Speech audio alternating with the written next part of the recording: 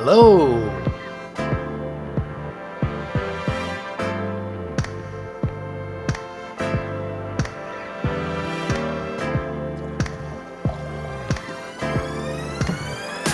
What up, people?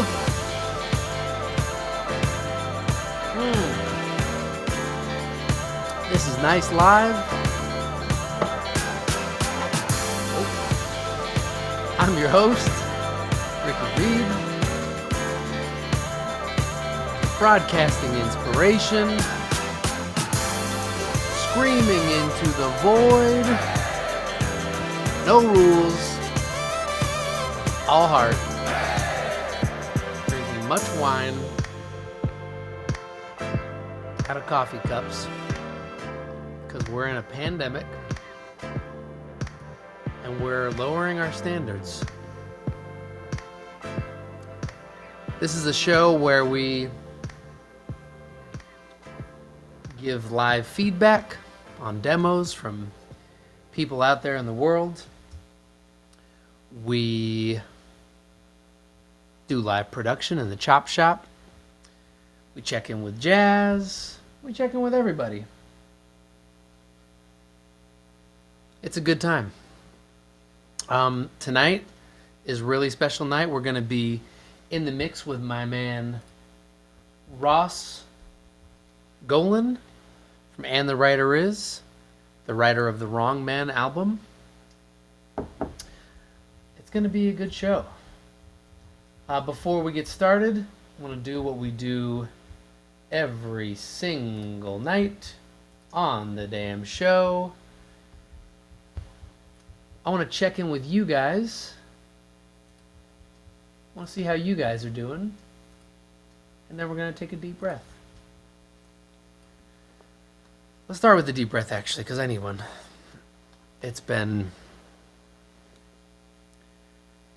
a week, so I'm going to take a deep breath right now. This is going to be half deep breath, half moment of silence, actually.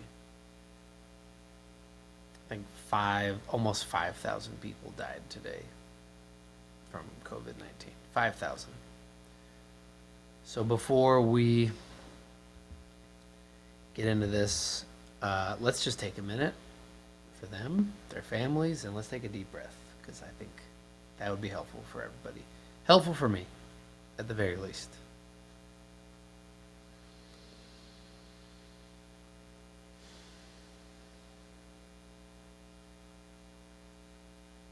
Let's do one more, because we need it.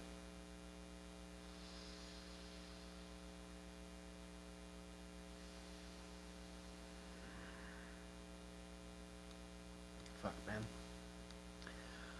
Okay, I want to check in with people in the chat. I got the computer open. I want to know... Oh, sorry, is there line noise? How we sounding? We sounding better? Okay. I'm going to work that out. In the chat, let me know how you're feeling on a scale of 1 to 10. Please include your decimal point. Tell me why. I think today, man, at best, I'm like a 5-1. I'm dangling around being below 5 today. I'm not. It's been a tough one. I'll be honest. Tell me what's going on with you guys. Tell me what your number is. What you got? DJ Moist in the chat. Hello, old friend. 6.6. Boy Bennett is a 7.3. So we have Mitch Lance. I can hear better now. Yeah, sorry about the buzz there, guys. David says 3.7. My number went down. Yeah, it's been hard. There we go. Mitch Lance, yeah, 5.1, so more than half. Jay Luna, 6.4. I miss going to bars. I'm with you.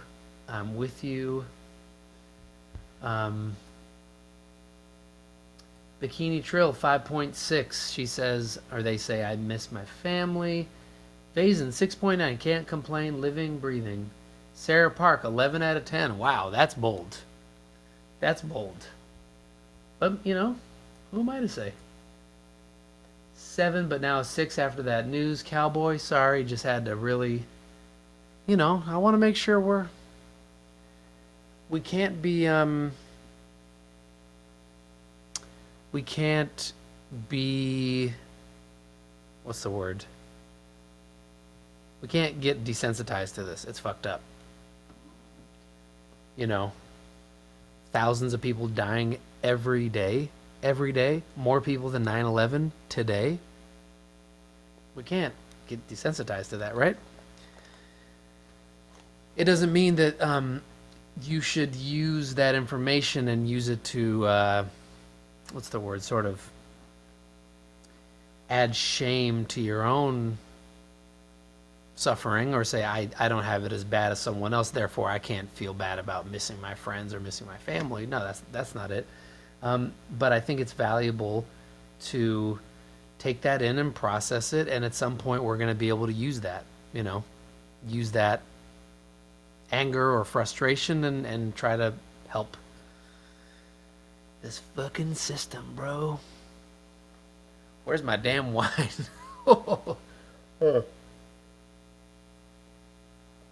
Wow. So, anyways, we're gonna move on. We're gonna move on. This is, we started doing this last week. Office hours. I'm gonna do 3 questions. I have a long motherfucking show tonight, so I'm gonna try to keep my answers brief. If you have questions, throw them in the chat now. I would like to hear what you have for me. Let's see what we got.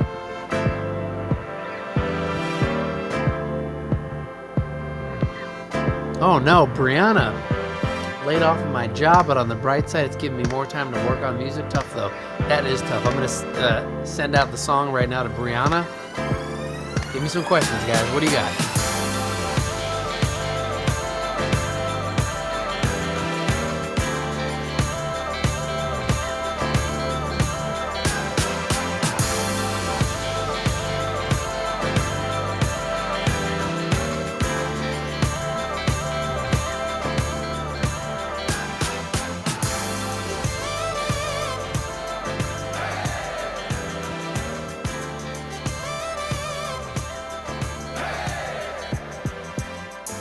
Okay, we have some questions coming in.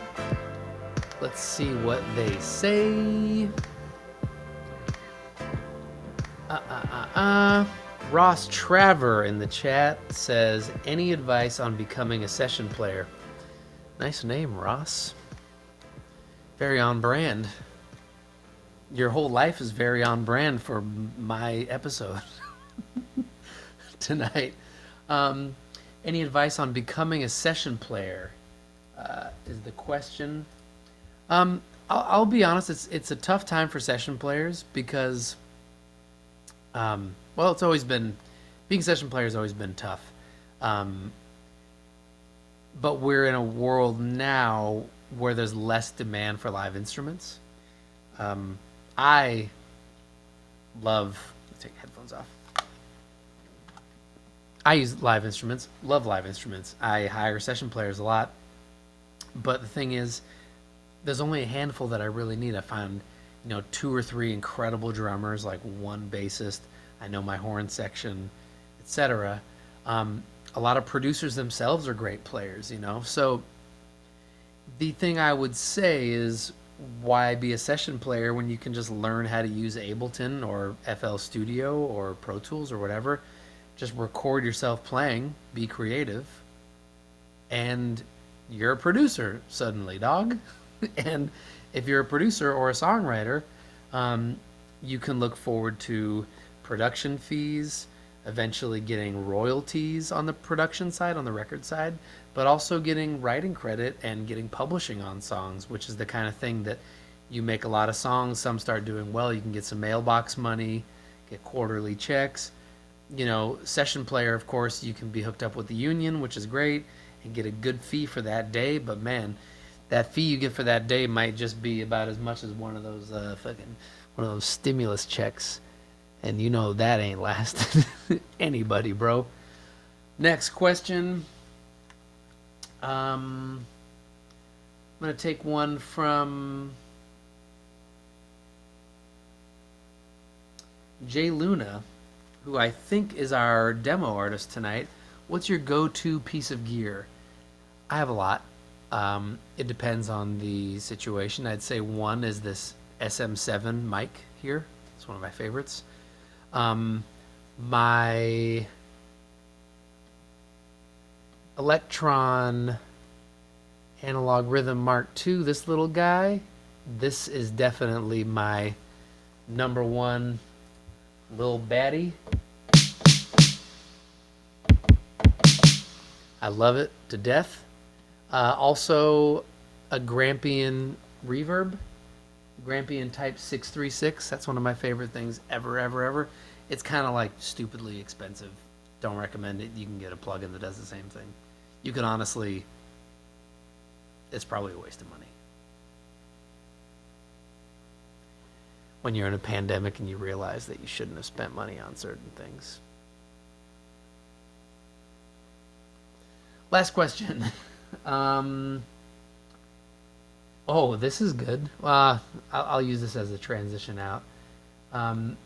Let's see. Blow Up James asks, "Yo, Ricky, how do you avoid ear fatigue while still grinding studio hard?" Good question. For me, I listen loud. I love listening loud. But my ears are really sensitive to things in the 3K, 4K frequency range. If you open up an equalizer and you find 3000 hertz, also known as 3K, and you make the spike real narrow and you crank it up, you'll hear the sound that my ears can't handle. It's like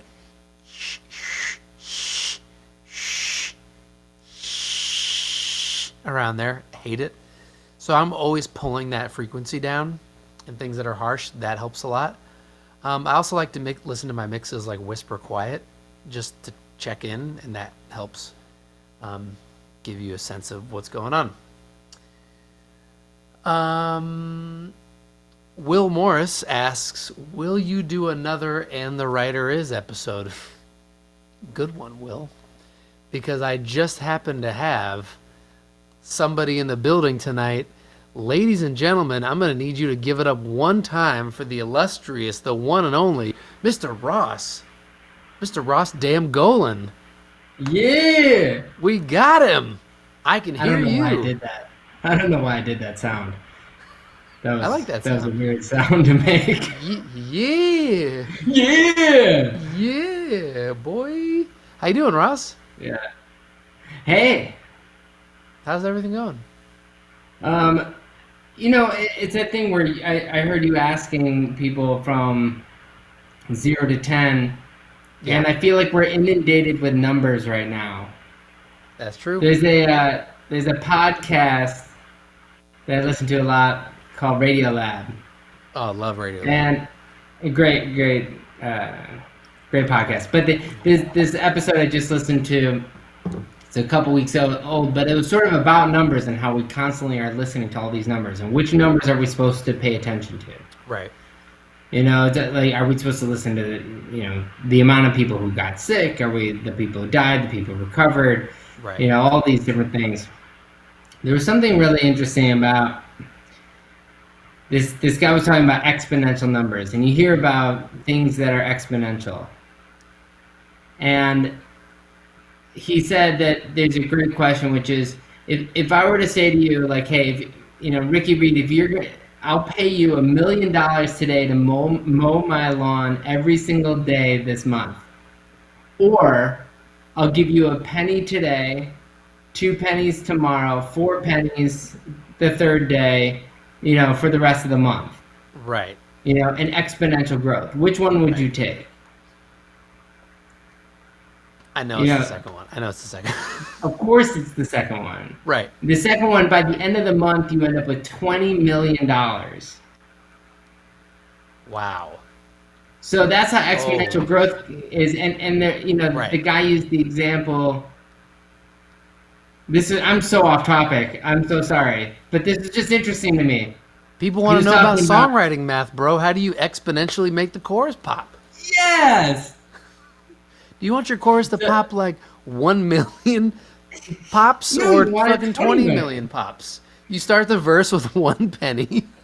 If you have 30 choruses and you add one instrument per for the first chorus to the next one, then you have a Lizzo record.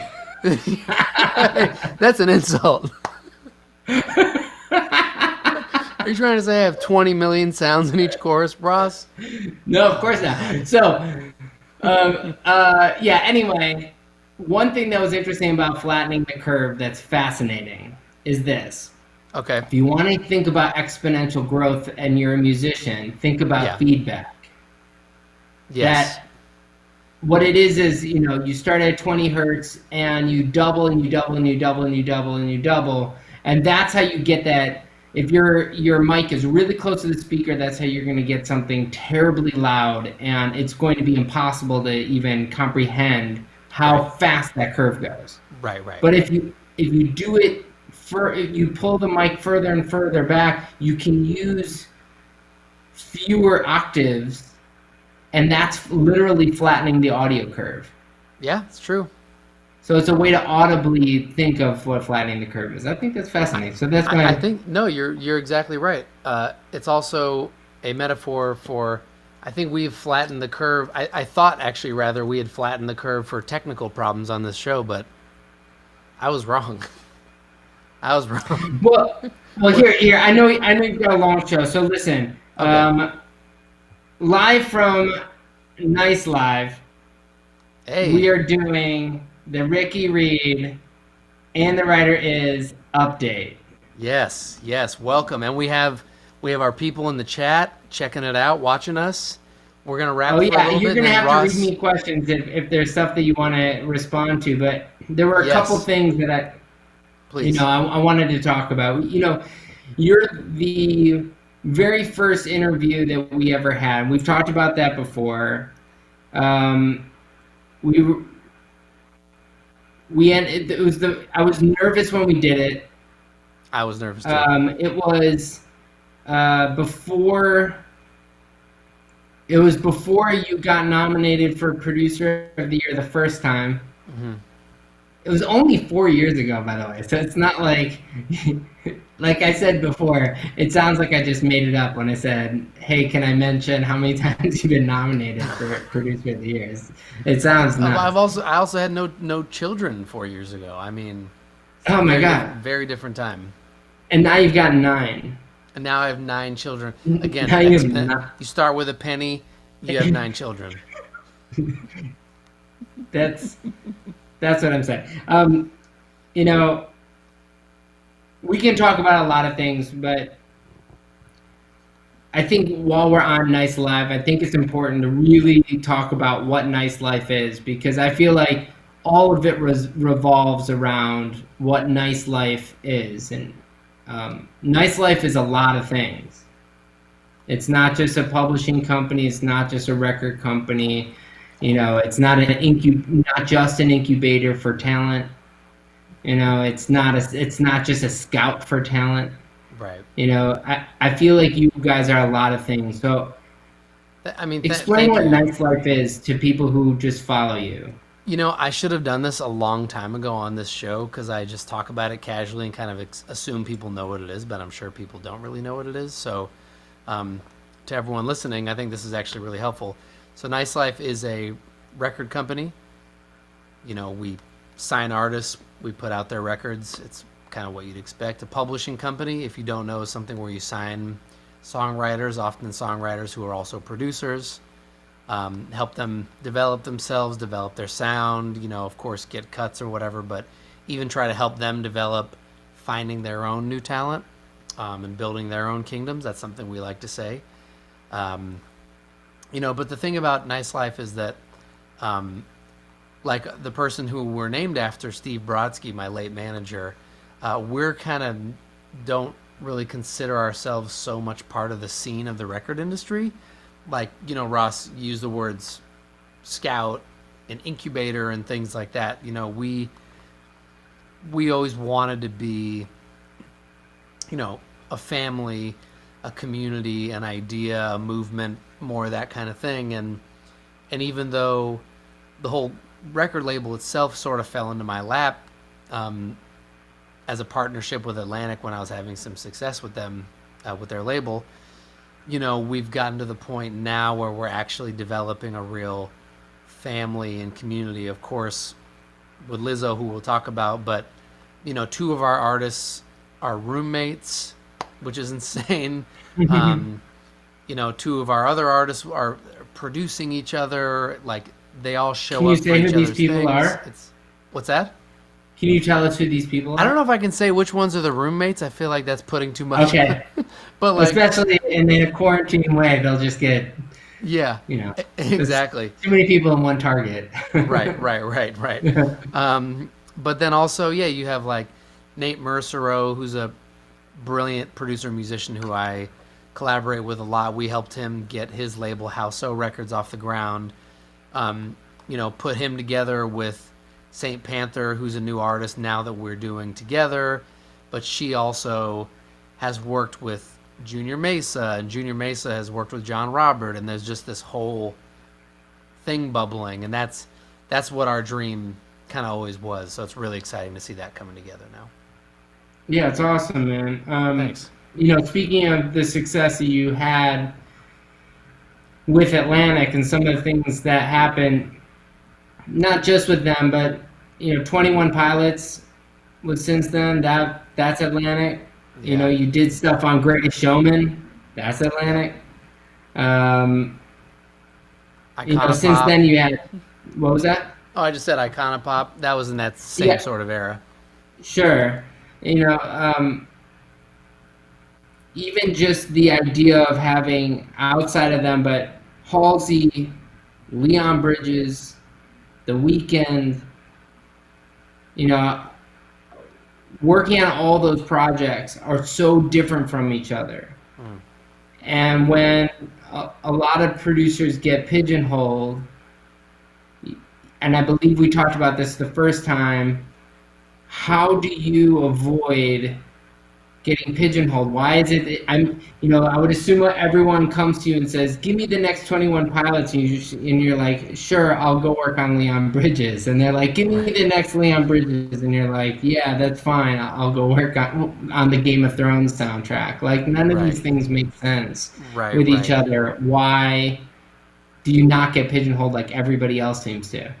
I mean, I have a short attention span. um, I sort of let I let my interests guide me, and like most people that like a bunch of different TV shows or even listen to different uh, artists, I get you know I get bored. Um, Kind of doing the same thing over and over. It was evident early on when I had my first success with Derulo and Talk Dirty, and for a second I was just like, okay, gotta chase this down, like gotta keep going. I have a hit. Oh my god, I have a hit. Like, oh my fucking god. So chased it down for a minute and made a few more records in that style. But it quickly became obvious people were coming to me like asking for the sax hook, asking for the trumpet drop and shit. Um, so 21 Pilots was the first really uh, intentional pivot, which I give a lot of credit to my manager, Larry Wade. He sort of hunkered down with me and he was like, man, we gotta, like, we were both feeling that. Uh, but since then, it's actually become a little easier just by letting it be my taste just guiding me. Oh, I like this. Oh, I like that. Like, do you want to meet Bomba Estéreo, this Colombian band? Oh, yeah, I think I heard them on KCRW. Yeah, I'll meet them. Oh, they're cool. You want to go to Colombia? Yeah. And just sort of letting it be as simple as that. Yeah, but That's largely what it's been. it's rarely that simple when the those artists that you're talking about, a lot of them, the floor is really low. In when you're working with, when for sure you could get in with people where they're going to move a certain number of units, Right. you end up working with 21 Pilots, who has nothing, but when you're not nothing, they had a successful album, but like it hadn't crossed over yet. Right, You right, know, they weren't a household name. You know, certainly Lizzo wasn't when you met Lizzo. right. You know, Yeah, I mean, the you, thing, you I continue to started work on realizing things. that there were projects that I was taking, and everyone can relate to this. There's projects I was taking that, um, you know, the kind of like artist that if you are at Thanksgiving dinner, you know, and like your aunt asks you about music or movies or something, um, there's some shit like you're like, okay, my auntie's just not gonna know what I'm talking about. So you'll say like, oh, it's kind of like it's like Katy Perry or something, and they'll go, oh yeah, yeah, yeah. You know, I realized that there was projects I was taking that were those kind of artists. Like I can go home at Thanksgiving and talk about this artist, and everybody will know who it is. Um, and it's not as fun to go home at Thanksgiving and be like, I'm working on the next developing thing, but trust me, it's gonna be sick, and everyone goes, you know. Um, but you realize after a while that like there's nothing better than breaking artists, and I tell this to like up and coming producers and writers all the time. They're like, how do I get my song to Sam Smith, or how do I get my song to Taylor Swift? I'm like, first of all, they're not taking outside songs. Second of all, um, look around, and if there's anybody brilliant around you, produce them, lock in with them, and be their day one, because all the stars have a day one. So find out who's going to be yours and go there now. That's I say that as often as I can. Do you feel pressure Yes, from all the whom? time. Who do you feel it from? Myself. What do you Um, expect from yourself? too much. A Is lot. it Way too much. is it more pressure because of the success you've had than in the beginning when you wanted success? Like, is the pressure heavier now, or is it just different? It's different, but it's still there. I having kids having kids changed the flavor of the pressure, um, to actually be something that I like a lot more. But Interesting. I think the sort of ugliest version of the pressure I put on myself was, um, since having success, but before having kids.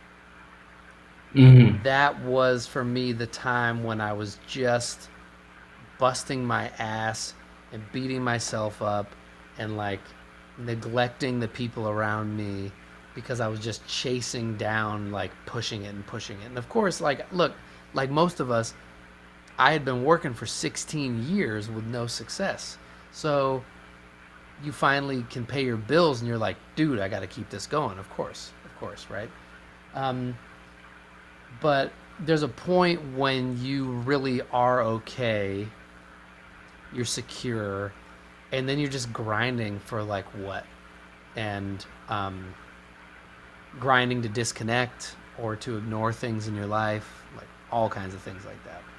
So I'll say now I do still put a lot of pressure on myself. I do still um, work myself too much, but I'll say that now it's not it's not with doing things like trying to have the next hit. It's just saying yes to too much stuff that I really love. Right, exactly. It's Yeah. like an embarrassment of riches on some level, and it's it's hard to say no when the opportunities are. You can still say no to 90% of the things, and that 10% is still overwhelming when you're having the success you're having.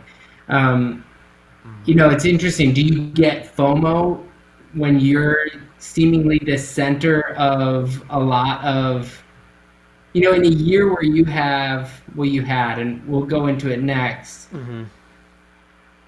where your artist has, I believe, 8 Grammy nominations plus maybe more, but I think 8 Grammy nominations. You're nominated for Producer of the Year again. You you worked on all kinds of amazing projects, Mm-hmm. but in a year like that, do you still get FOMO?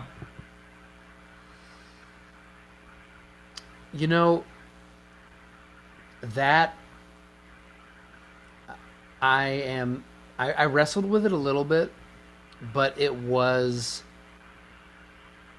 it was sort of the first time that I got to take my foot off the gas.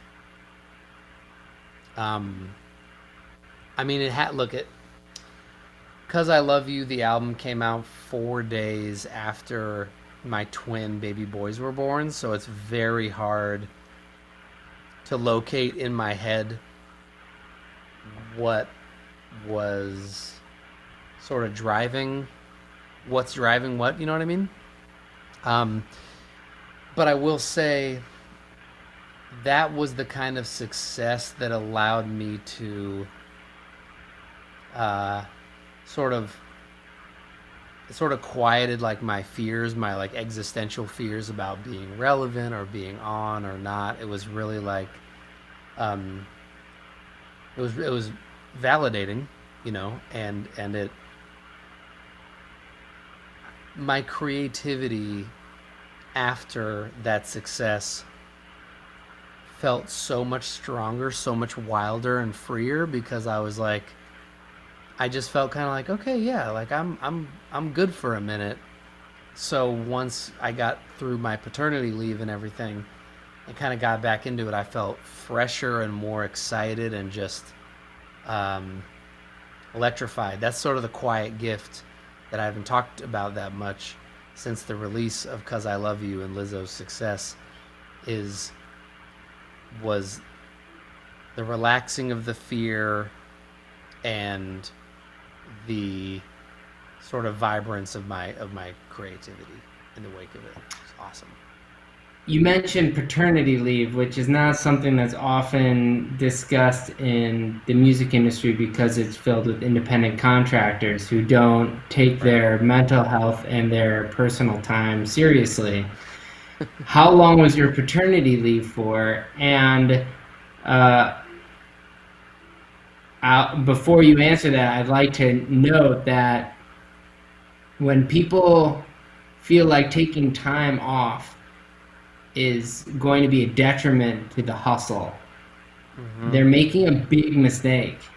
And I'm speaking to myself and speaking to you and speaking to everyone we know that has some workaholism in there. Yes. That when you take that time off, you can tell that nobody's going to look at Ricky Reed's 2019 year and think that you missed out by taking time off to be a good father. So Right. kudos to you for leading the way, but I'll let you answer the earlier question.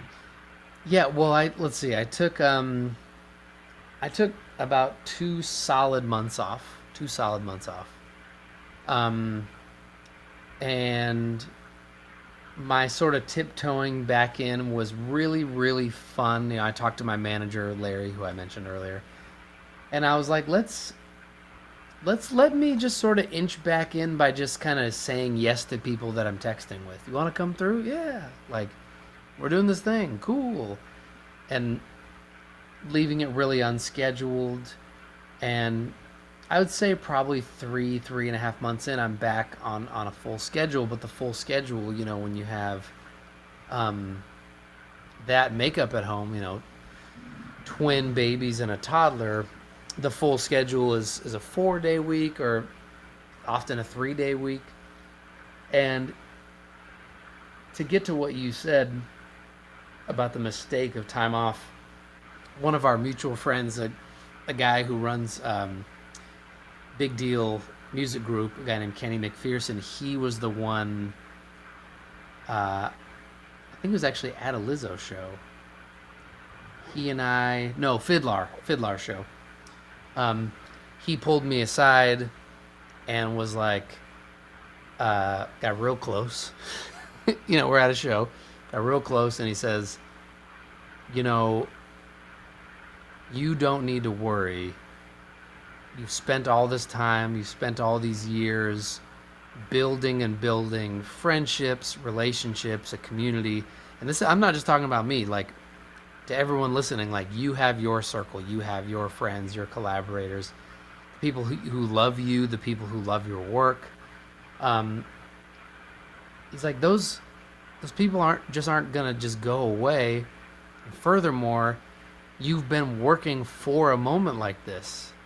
Like you've been working for precisely this moment where you can give yourself that, and they're all going to be there for you when you get back.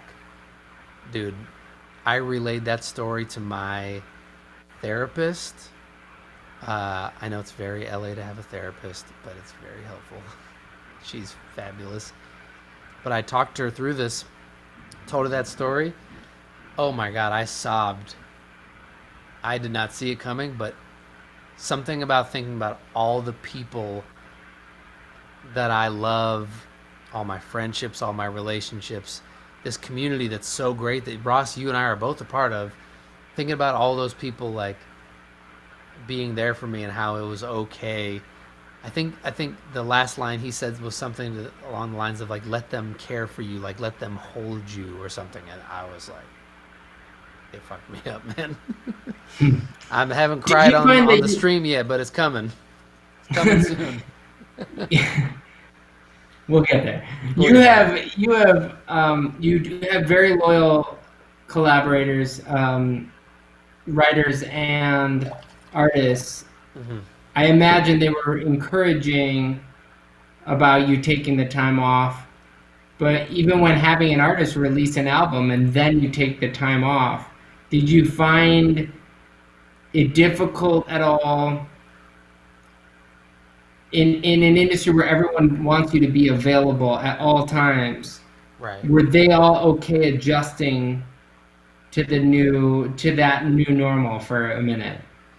Yeah, I think it's who you surround yourself with, and I talk about artists that I work with, writers, producers, people on the business side, and how you want to surround yourself with people who aren't just talented, but are who like are kind and loving and everything. And you know, I'm lucky now to have a group of people around me who are all they know if I'm like I'm out for a minute, I got to take care of myself. They're all right there with me.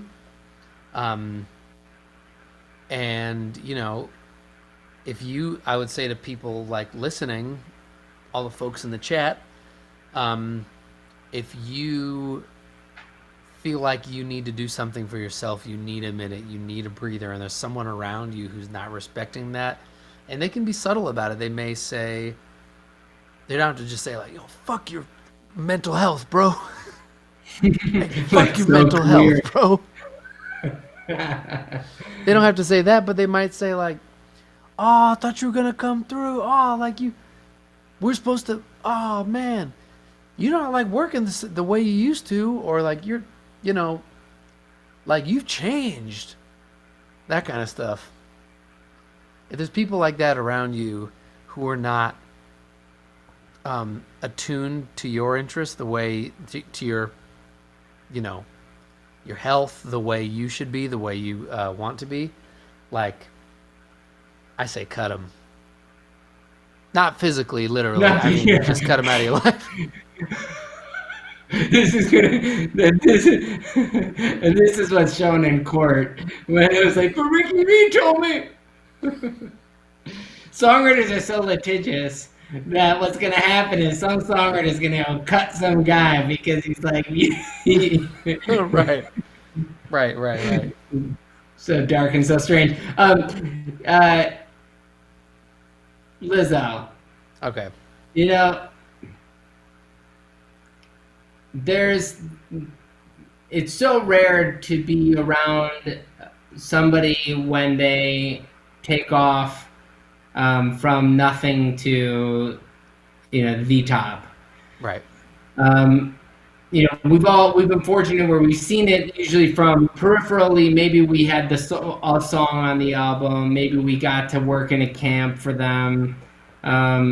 But to be part of the label, you had to be there from the I think this woman is talented through the 4 years of releasing music and nobody paying attention Right.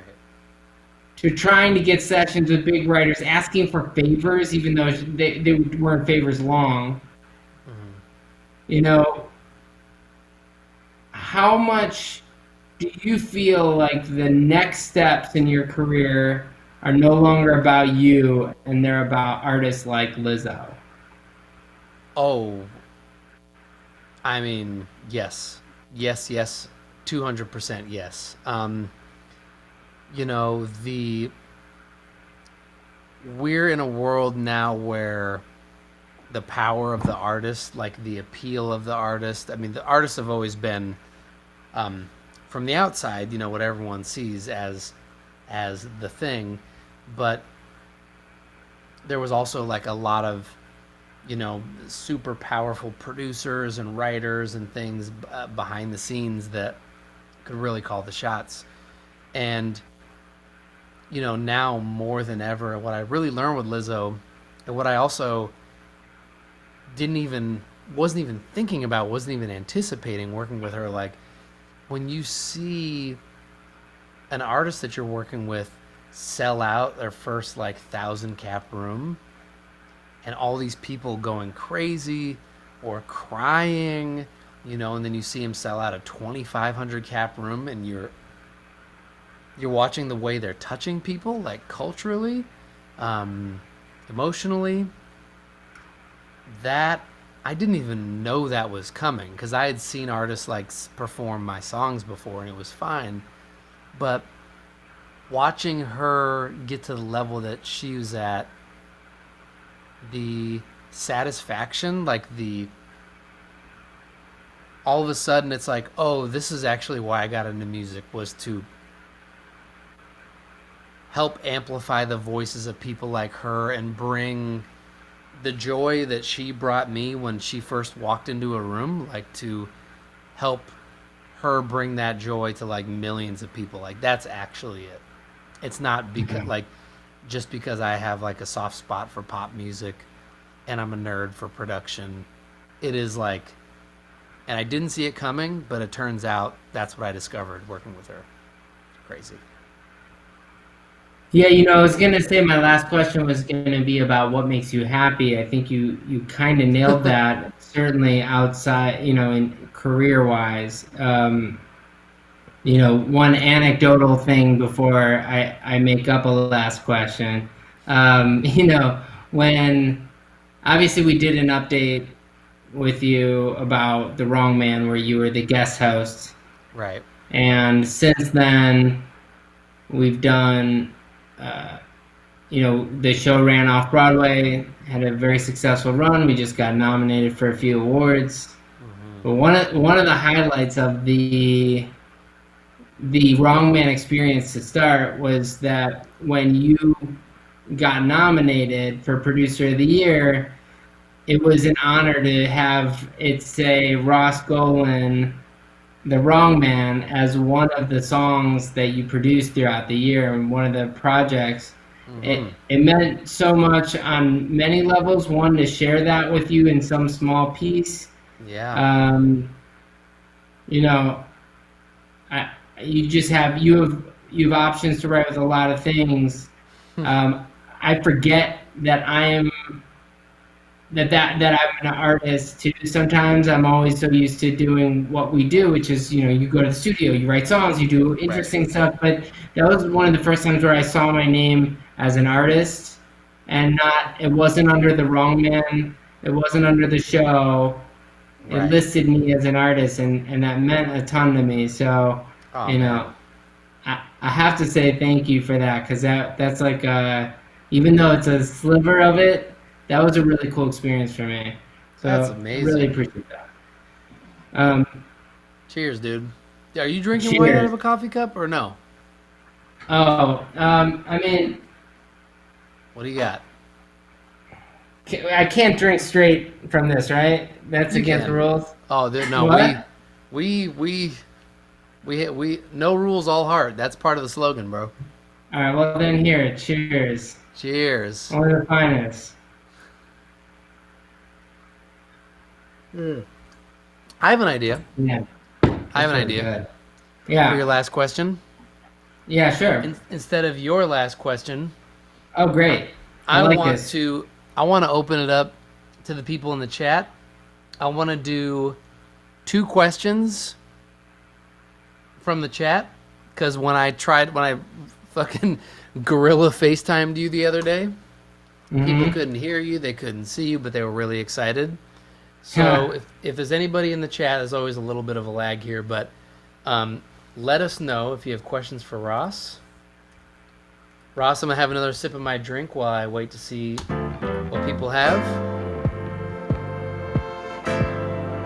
And just a reminder Hmm. for the And the Writer Is listeners who are going to be hearing this, follow Ricky Reed, follow Nice Life, Hey, and make sure that you watch Nice Live. that's it. Follow the Nice Life artists, writers, and have fun. Because every night's a party. Every Hey. night's a party. Come on, Ross, show them. If only- why if you only have- why you people make the really big bucks. See the love. Okay, we got questions coming in. Right. Let's see. Oh my goodness, Ross! The first question is mental. I'm gonna hit you with it because I think you are someone who can handle a question like this. Okay. Will Moore says, Ross, do you feel that your career is as valid in a pandemic as it was before? Is this valid? Maybe you could switch the word valid for something else. I would be eager to answer this question because this is a really good one. Yeah, I think it's our obligation to help people maybe get out of this. There's been a great meme that's been going around, which is if you didn't understand the value of actors and singers and songwriters and screenwriters in a time where people can only be entertained by the work that we've done our whole lives up until now. You better play music yourself, but if you're playing music yourself and you're playing somebody else's song, that's a songwriter. You're playing vinyl, you're streaming this, you're streaming that, you're playing board games that were designed by some other artist in that way. It's all been art. This is an opportunity. When you're entertained by people who create that entertainment.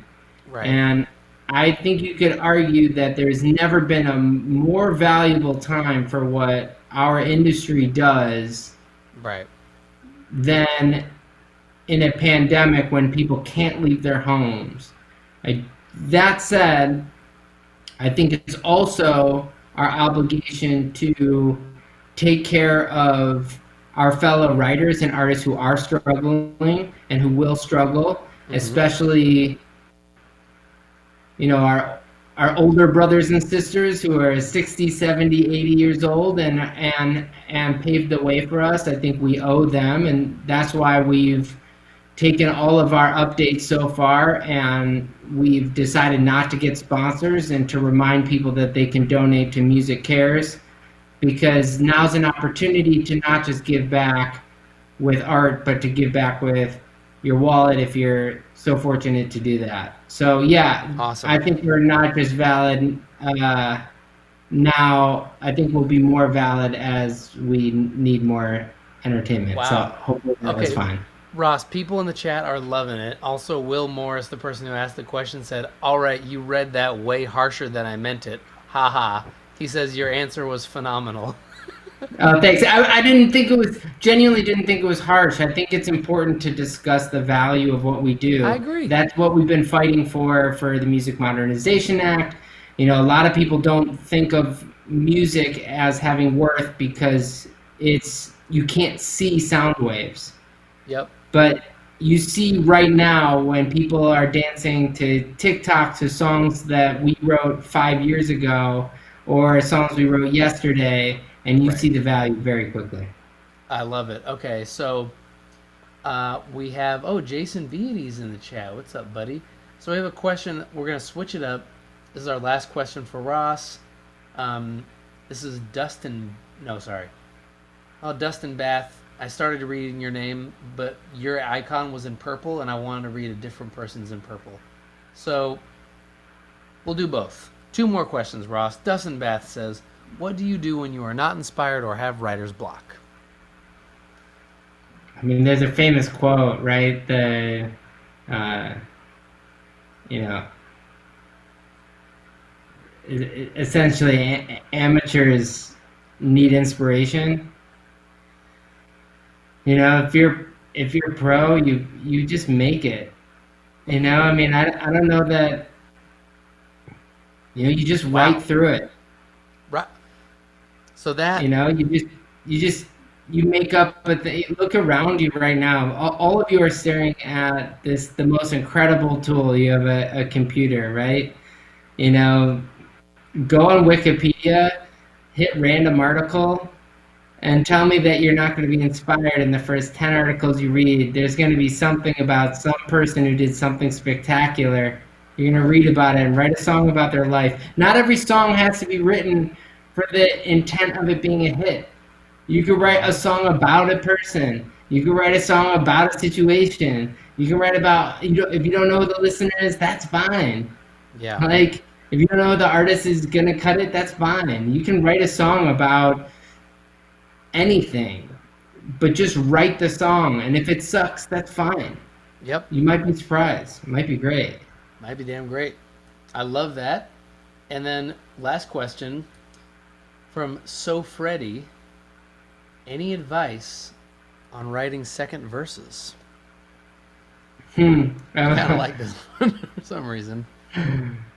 I've said before that I think my tombstone would read, uh, "Working on the second verse shouldn't take long," because I don't think that there's a text that I said more than that.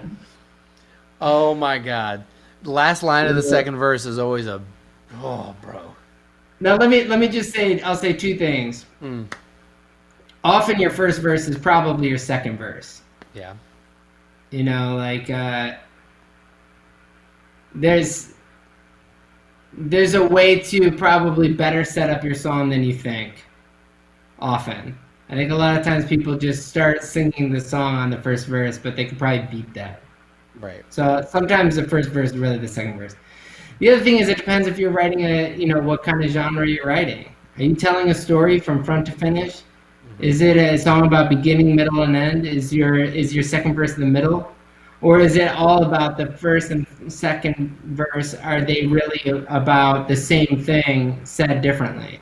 Right. You know? Right. So Right. Right. depending on what your song is about, you can probably get through a second verse just by not giving up and having another sip of wine, because it's, for some reason, I don't know how many times the second verse is the thing that sold the song.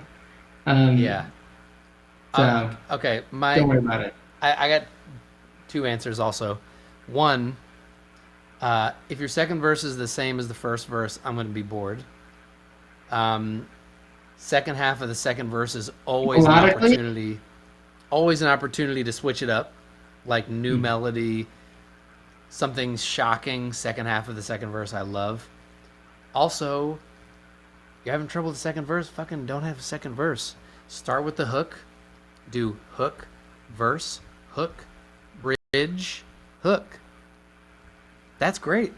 That's a great way to get around a second verse if your hook is good and it sounds good You know the starting. song "Bad Day" and you had a bad day. You know Yeah, that song? Yeah, yeah. bad. There's no second verse. There it is. It And was that's my verse, favorite chorus. song, bro. Dude, that was the most played song in the United Kingdom that year. Huge song. Hey, I got it confused for a second with I used to always confuse it with "You're Beautiful," but now I know James Blunt is a fucking madman, and I'll never confuse He's, him with anything else ever again. he's a very funny guy. All right, Um, let's get into Ross. Will you stay for our demo hang for yeah, our let's listen? do it. Let's do it. Let's go. You Let's wanna go. you wanna fucking drop into this shit, bro? We're gonna bring. I got to get some sound effects. We don't have them yet, but I want to have sound effects for different segments like ding ding ding. So first Wait, thing we're real gonna do. quick, because I'm not sure if we're gonna be able to air this part on the And the Writer Is podcast. Let me just leave them, the Oh And the yeah, Writer Is people when we do that, if you want to see what happens next, you can probably go onto YouTube and check out this. If they, I don't know, do you guys air this after the fact? Yeah. Can you All go? the episodes are at youtube.com/nice.life. Nice DOT life. Awesome. So you can check out what happens next on that. Thank you guys for listening. And yeah, exactly. And that Okay. was the party. Hey. Okay. Now we're moving on to the next thing. Let's go. Okay. We're going to be moving into the thoughtful roast. I'm going to bring Jazz in. You're about to meet Jazz. This is going to be interesting. Will it work? Will it work? Hello, Jazz. Hey everyone. Hey. Jazz and Ross are merged. Look at this technology. We're doing it. Hi, Jazz. Hi Ross, great to see you. Looking nice. My frame rate is suffering. That's okay. Can you see me, Ross? I see you now. Yeah, Okay, you good. look clean. So Jazz, tell us what we got for the thoughtful roast this week. Who is it from? Where are they from? Are they in the damn chat? We want to know. I think they were. I think you read one of their questions. It's from Jay Luna. Jay Luna, okay. Yeah, the demo's called Tongue Tied.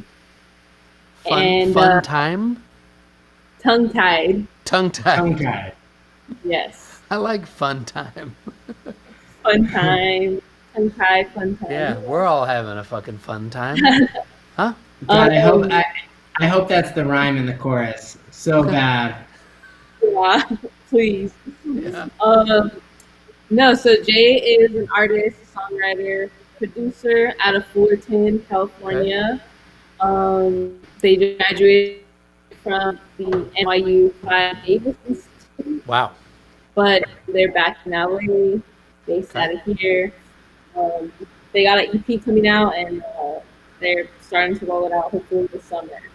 Awesome. Is this a band, solo artist? What's the deal? Duo? Fellow artist. Solo artist?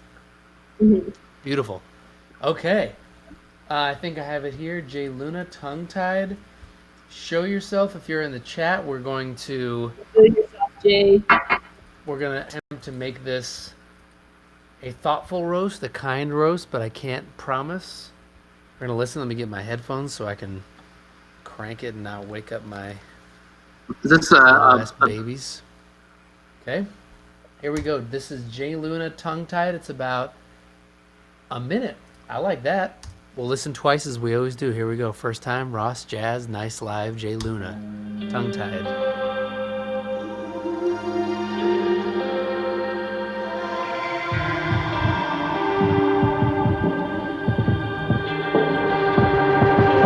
If I'm on the I speak in tongues, and I'm only young children, physical blood spirited, it's in my mind that I feel words, we got emotion,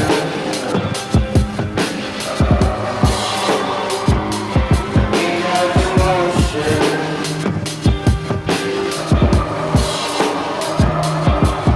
If I rap, would I get it right? Can't be talking with my ears wide. Gotta do the same time right. Treat me like I'm the afterlife. And you got me tongue-tied. And you got me tongue-tied.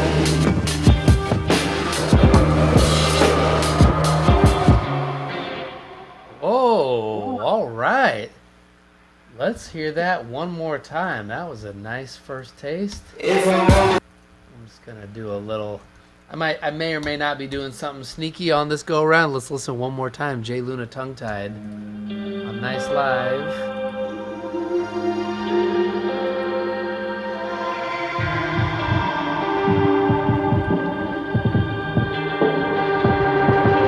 If I'm on the I speak in tongues, and I'm only young children, physical blood spirited, it's in my mind that I feel words, we got emotion, People in the chat, what do you think? we got emotion. Jason Boole says this is dope, super garagey. Leanna loves the warmth.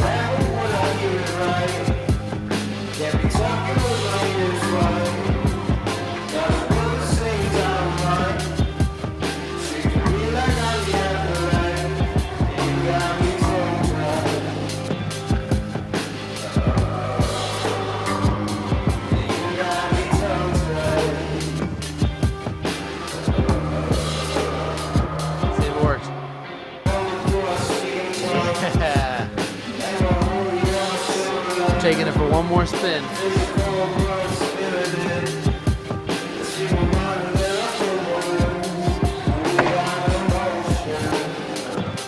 Rockstar for Life says groovy. Evan Mikulski says very coast modern vibe. I like that.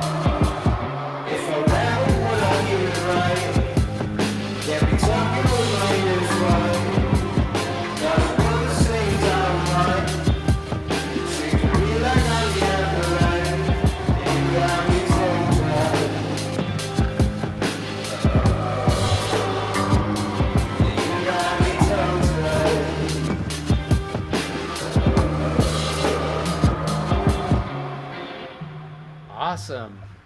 That's Jay Luna, Tongue Tied. That shit is pretty hot. Jazz, tell us why you picked this one. I just felt like it was super emotive, and um, yeah, I don't know. I like just like the blending of sounds. Like it kind of like what the comments were saying. Like it is a little big, gritty, and like garagey, but it's also kind of dreamy. But it's Right.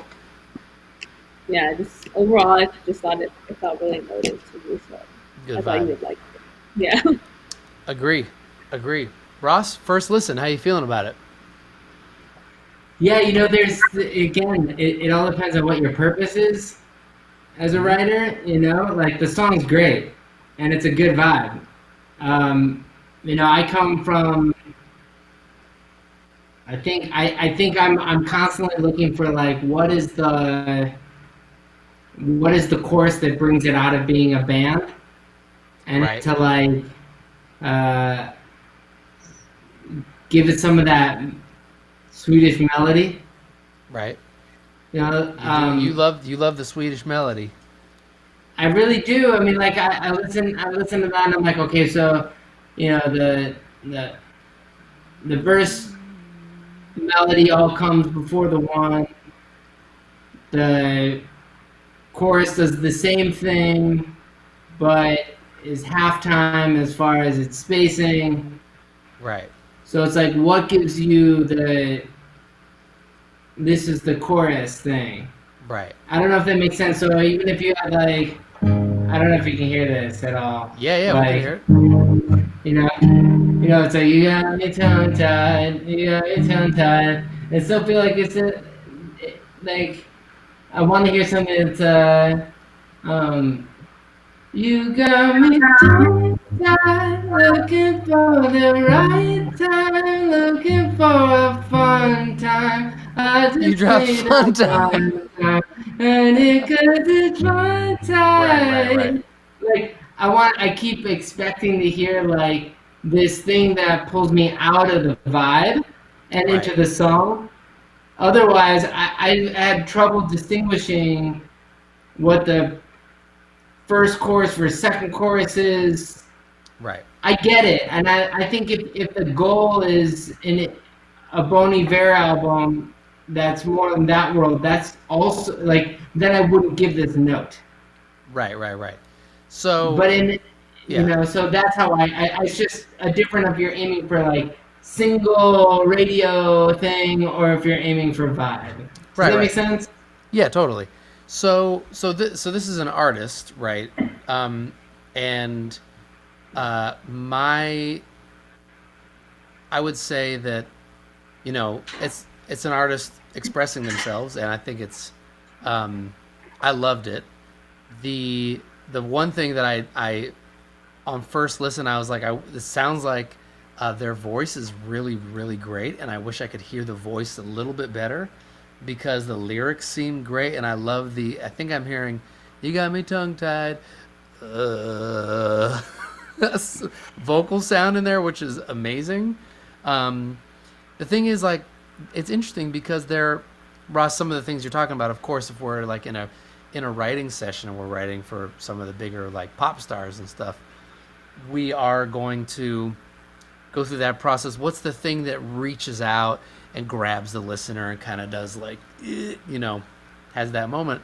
Um, but at the same time, there are a lot of situations where well, not anymore because we're in a fucking pandemic, but when I used to hang out with my friends, pool parties or fucking going out or being in a club or being in the car, where I don't want a song to reach out at me in that way and say, like, sort of penetrate my attention like that.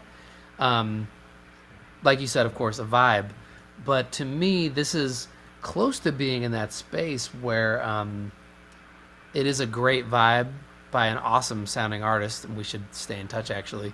But it's a great vibe by a great sounding artist that I think if the mix was like 5% cleaner, where it still sounded like warm and crusty, but I just had a little bit more of hearing this singer's good voice and hearing those lyrics, I think it would be pretty crazy. I would also, for me, save the tongue-tied. I wouldn't have the chorus go, you got me tongue-tied, you got me tongue-tied. Even though that is sort of a pop formula that works, I would even let that be a little weirder. You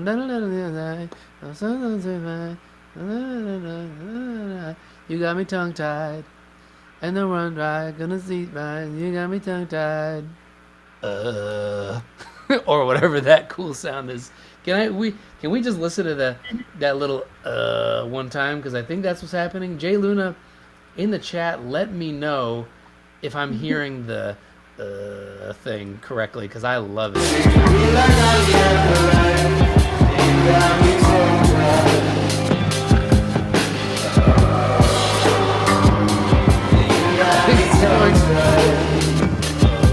It sounds like a full Lou Reed. Sounds like a roller coaster, like you're going down a roller coaster ride. Ah! Oh, is it? Oh, that would be even better if it was like tongue tied. Yeah. But again, like, I just want to say a couple things. One is that I like, your approach when you listen to a song. You're listening to the production, and like naturally your first note is that. Right. And I guess, like, again, I don't want it to sound like.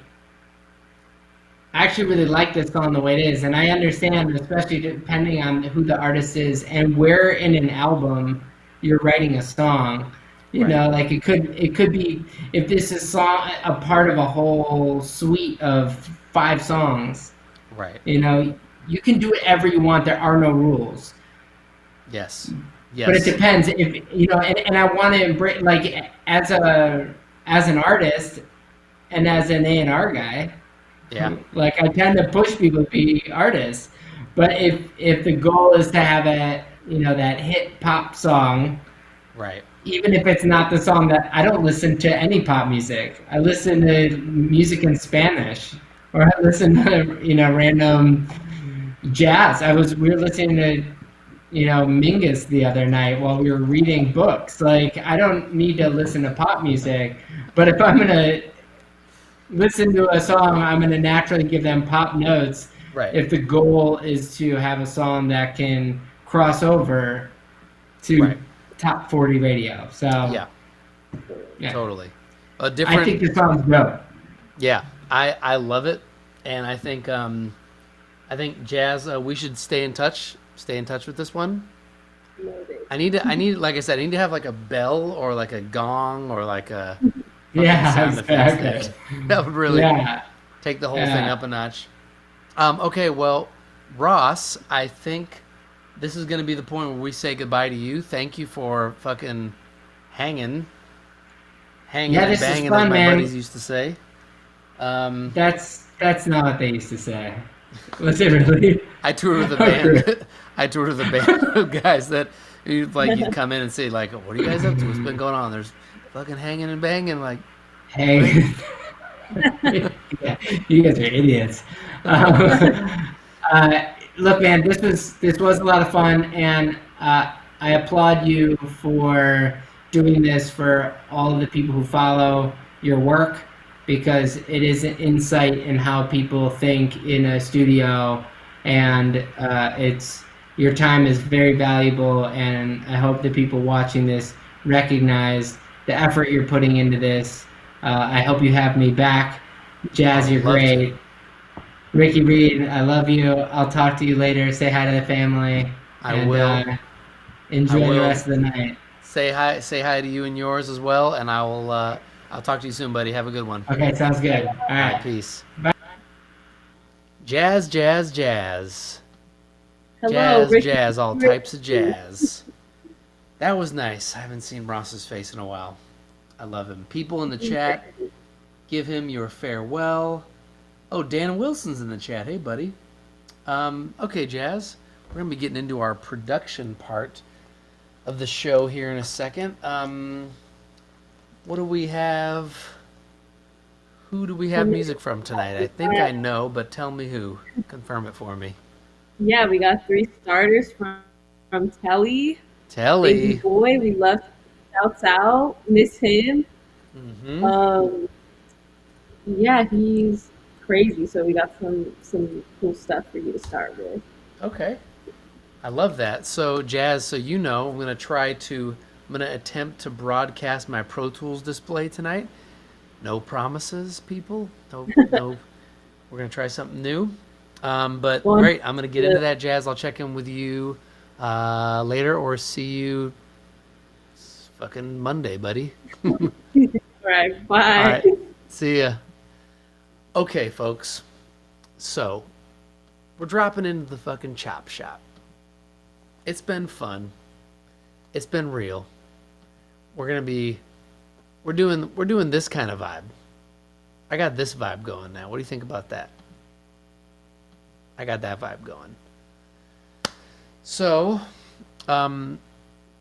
if you've never seen the show before, this is the part where I listen to 3 starters and produce one of them into a full track.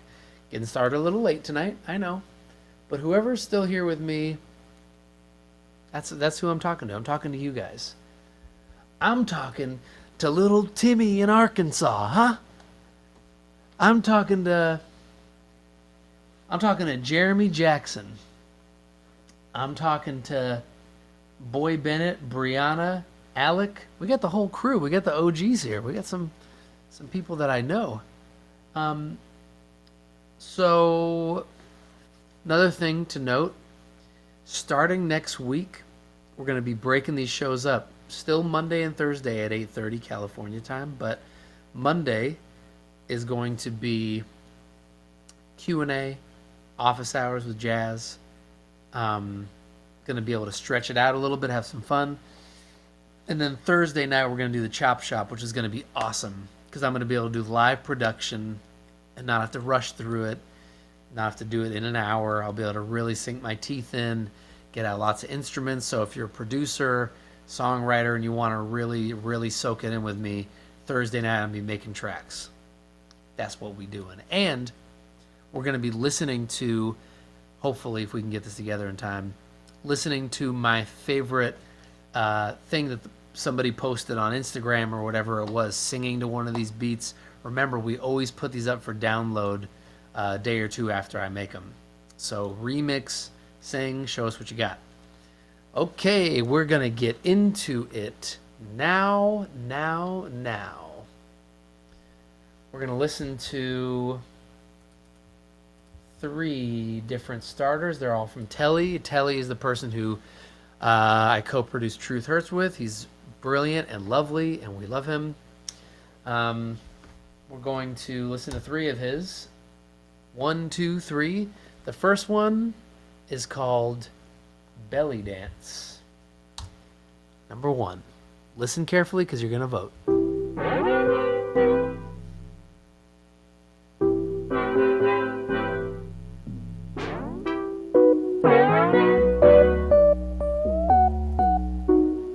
me know how you're feeling in the chat.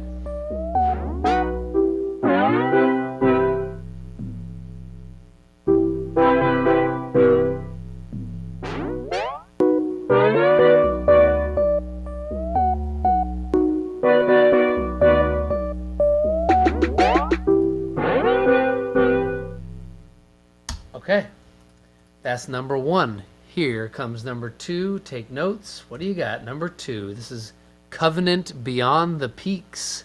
Yeah.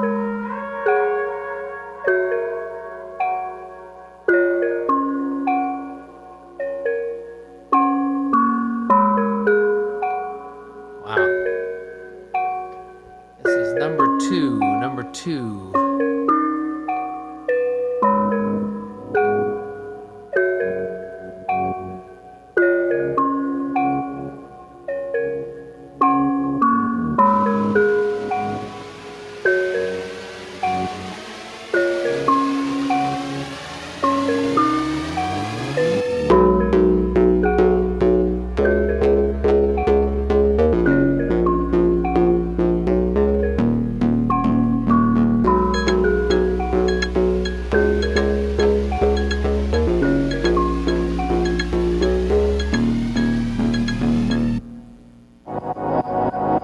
Whoa.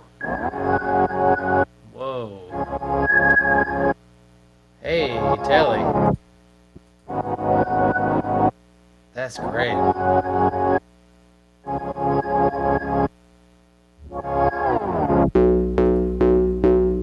Okay. That was Covenant Beyond the Peaks. Number 2. Here's number 3, called Green Shade.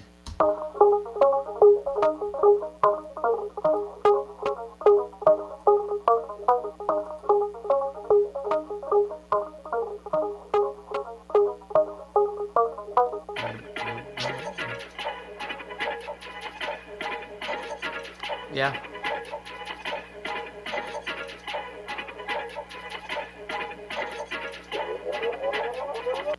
All right. Okay. So, listen. Tell me your number 1, 2, or 3. Again, here's a taste of number 1.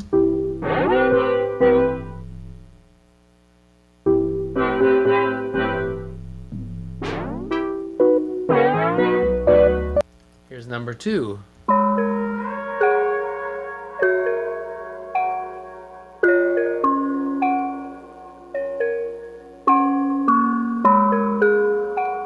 Wow. Number 3.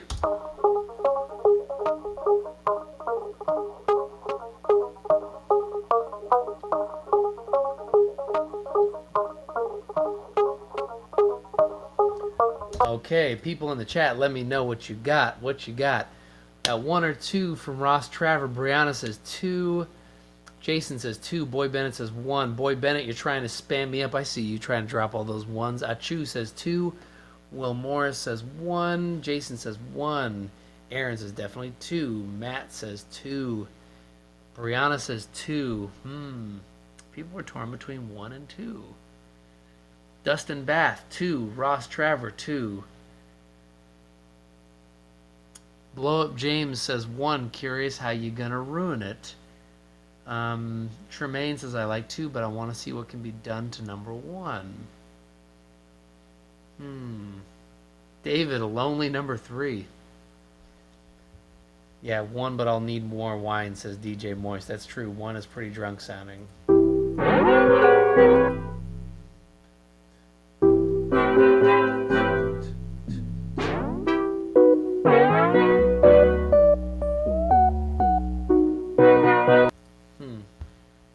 Two. Wow, I know exactly what to do with this.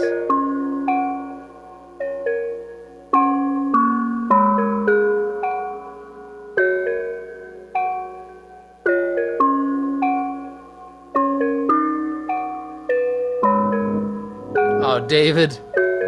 David says I did 3 because then he knows then I won't do 3. David. I'm just picking what I like. Yeah.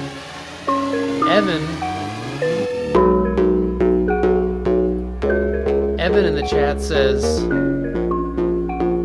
just mash that sound on 1 into 2. That's possible.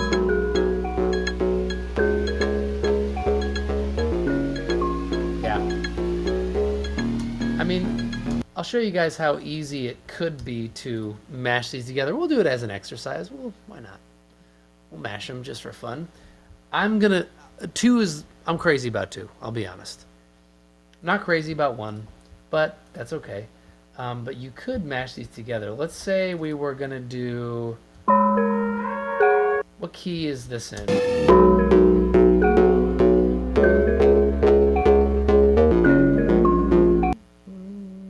I think the key is whatever that is.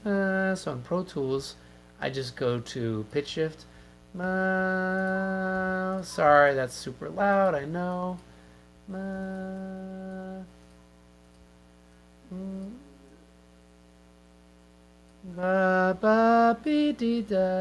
So that's an F sharp major. This is, so remember that because I'll forget. F sharp major. This is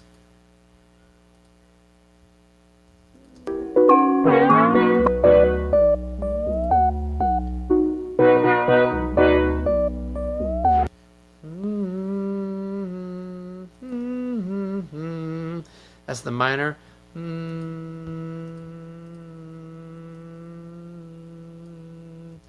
So that's E minor. The other one's an F sharp major. So I'm guessing that means that if we drop this a half step, it might be in the right key. I might be wrong.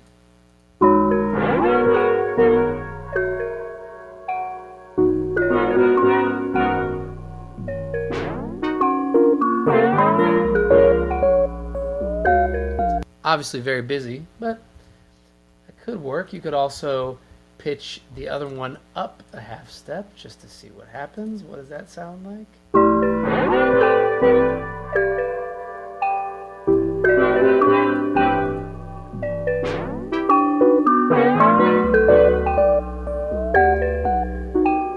Yeah, I mean, I know that sounded like fucking gobbledygook, but it is possible. It is workable. But I do think you could do something really cool with 2. I know you guys are saying it's easy. Look, it's not, the way I hear it, it's not that easy because I don't actually love this. I don't like the bass line. I deeply dislike the bass line, actually, of that part. Everything else is great. I feel like that makes it too easy. So I'm going to leave this. I'll pull in the stems for both, just so we have them. Let's see, this is Belly Dance and Covenant Beyond the Peaks. I believe they're at a similar tempo. One's 105, one's 122. So I have something I really want to try. I think it could be cool. We haven't done anything like live in here in a minute. We haven't done anything. The first episode I played like kitchen utensils, if you recall. It was weird. The first episode I was blacked out. Not just from alcohol, but just from fear and terror, and we were like 2 weeks into shelter at home. I mean, Jesus. I want to do something you guys can sing to also. I think that'd be nice. Something with some chordal quality. I do this week have... I brought a little keyboard situation around. I'm also some pedals even.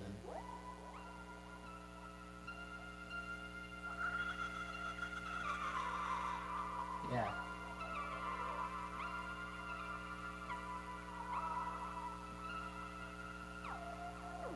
Yeah, we're gonna be able to have some fun, I think.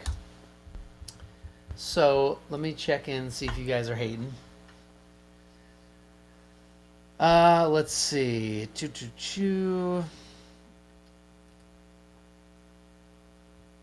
Yeah, going with number 2. Yeah, Jazz. Jazz knows what it is. Stress blackout. That's what it is. We've all been there. So, I'm going to keep the stems for number 1, which you guys all liked. I'm going to keep them around because maybe we can have some fun with it. But here's this guy. Wait, is this the right guy? Whoa. That sounds like a different song. Okay. Well, seems like I have the wrong stems. So what I'm going to do, I'm going to take this 2-track, and it looks like the heavens are going to grant your guys' wishes. I'm going to work on number 1 with a sprinkling of number 2. So, let's drop back in.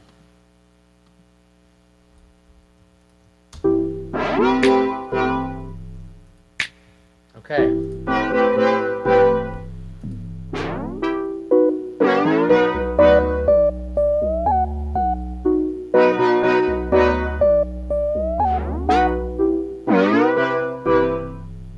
All right.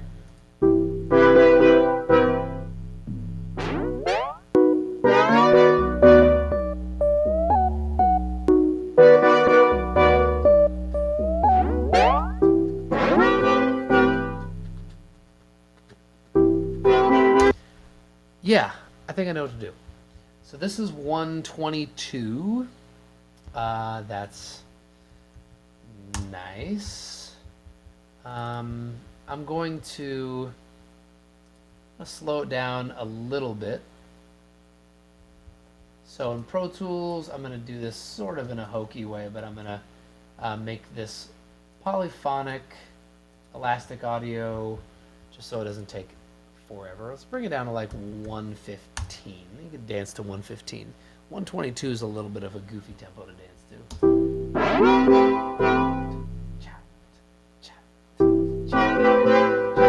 Yep, let's see what this other thing is. Let's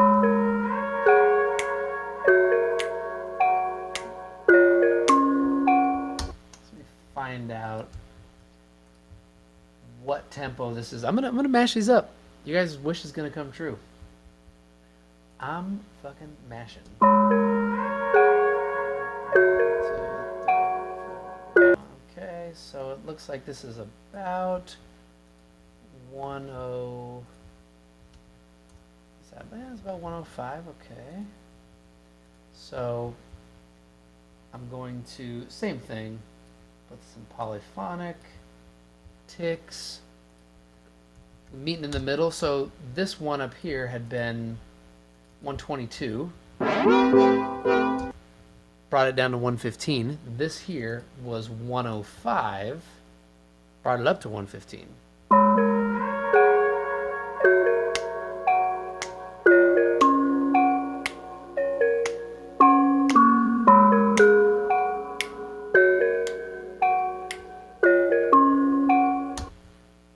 And I believe, let's see, let's just, same thing, Pro Tools, elastic properties. Oh, it doesn't show you guys that. That's a shame. Sorry. I'm going to just pitch this up, find the right key.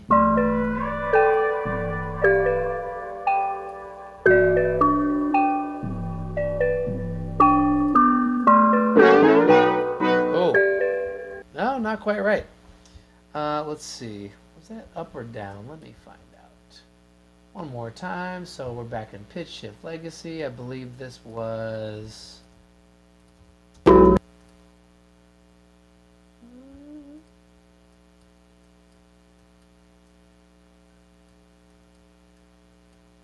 Right. That's F sharp. Yeah, that's F sharp major. So I think this wants to go up one. Yeah. Cool. We'll get there. I'm not going to worry about it right now. I'm going to start building some drums. I'm really excited to try this. Okay, so let's do 4 new tracks. Call them drum 1, drum 2, drum 3, drum 4. We're going to do some layers. Sorry for the double monitoring. Bear with me.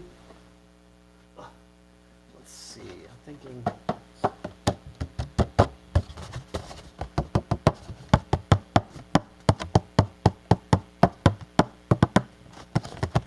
Let's see, maybe.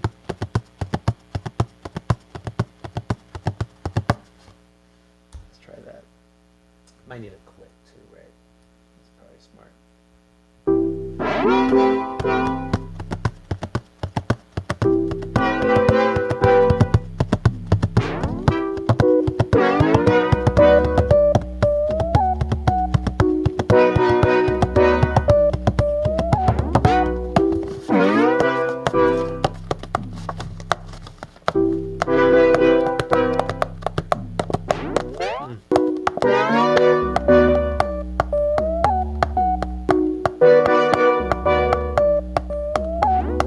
Little Amazon box. What's this?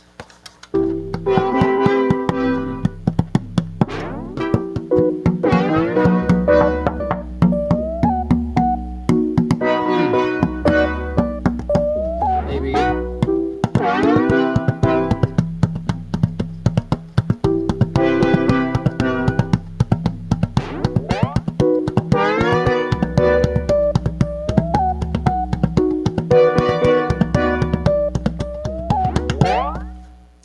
Maybe a book. How about a book?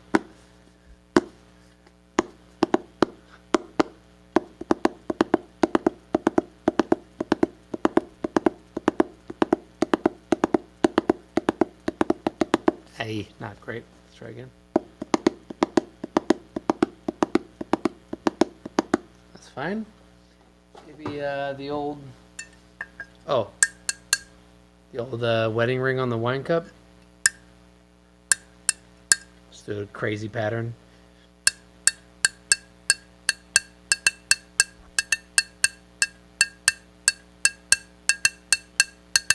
Let that be a little loose. Maybe the wine bottle. It's everything wine. Here we go.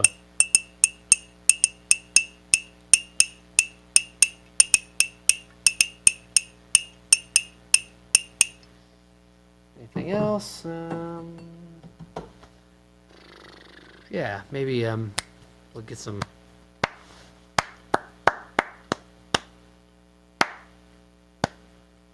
soft claps.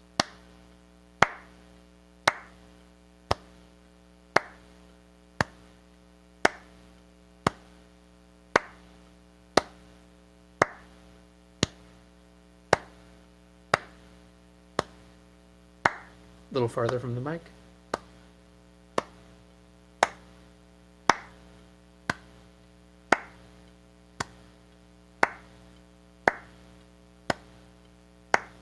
Okay. Great. In the interest of time, I'm going to do this in kind of a hokey way in Pro Tools. I'm going to put this in a rhythmic elastic audio and just basically quantize it. I mean, this is kind of not rocket science. This is something that all you folks in Ableton are so good at. Just quantizing stuff. I'm going to do a little bit of swing, as my daughter would say, just a little bit of swing. Hear where that brings us to. Let's hear what sounds are the best. Oh, sorry, you can't hear that. Oh, could you not hear any of that the whole time? That's probably the case. Or maybe you could. You just weren't getting double monitoring. That'd be nice. Let's hear what we got.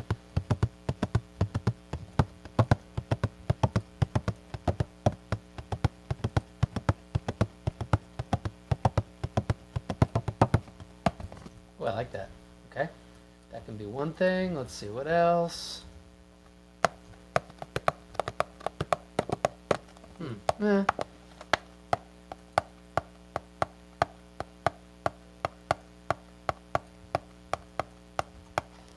I like that. Let's see what we got here.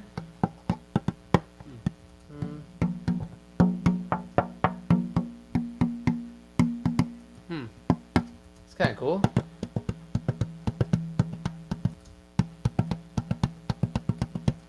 Yeah. That's nice. Why not? What else we got?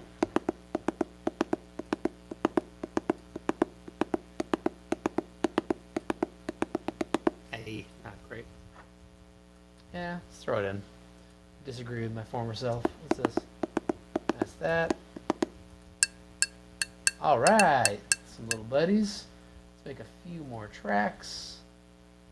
Do 4 more. Stack this up.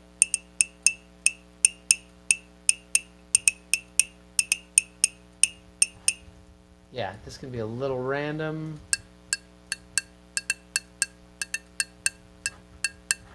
A little random could be my producer tag. Soft claps. Okay. Yeah, bunch of claps. I'll probably be stacking those up pretty good. Let's do a few more tracks for claps. Yeah. Kind of see what we get here.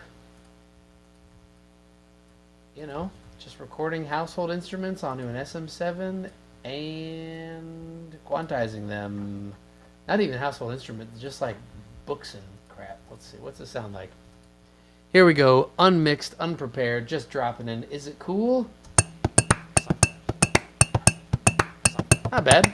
Aside from me saying soft claps over. Soft claps. Soft claps.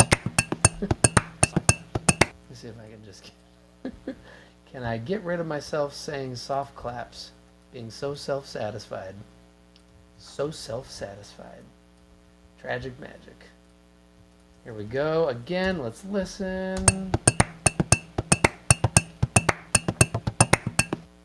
Pretty cool. A little bit. I mean, obviously this was a little loud.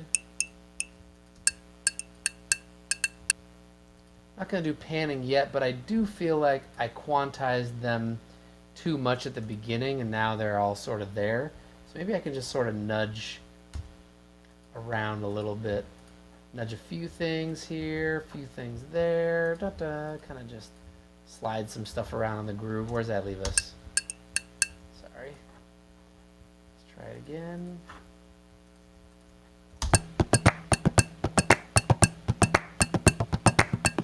Yeah, it's getting better. Maybe get these claps a lot more sort of flammy. Gonna get some vibe.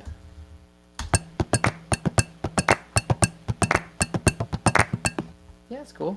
It might have been cooler when it was tighter, actually. Let's hear.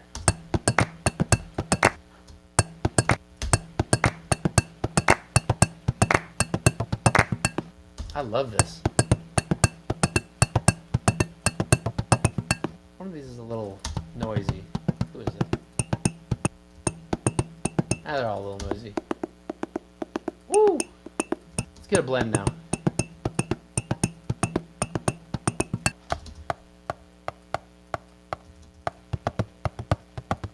Yeah, that's my driver. That guy. You're driving. Everyone else is riding. So we're going to have him grouping the other ones, turning them down a little bit. Well, let's see what are we cooking with. What exactly are we cooking with? Something good?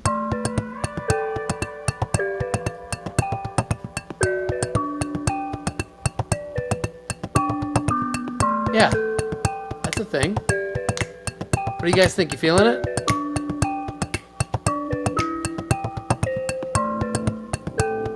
Still haven't figured out how it's going to mash up with this yet, but we will. Whoa. There's a Timberlake vibe all of a sudden.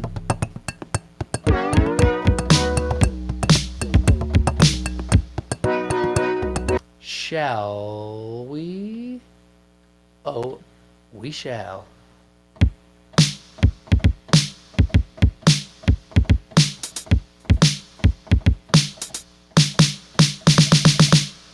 So that's exactly not the sound I want to use on this, but it's still still nice. Let's go. I want to do a different project. I have something in here that has tablas. That might be cool.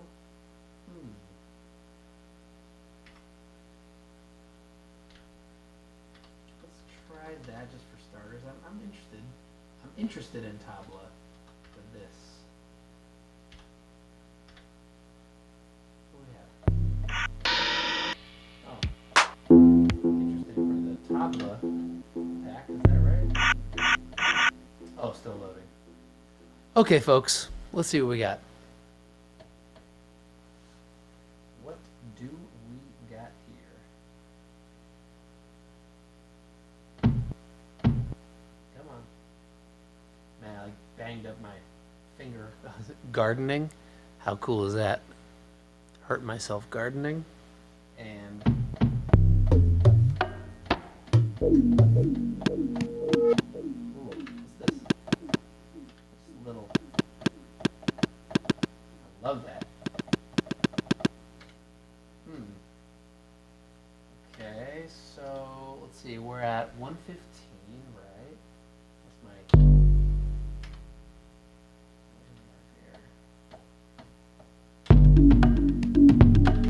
Whoa. This is just like a stock sound on the.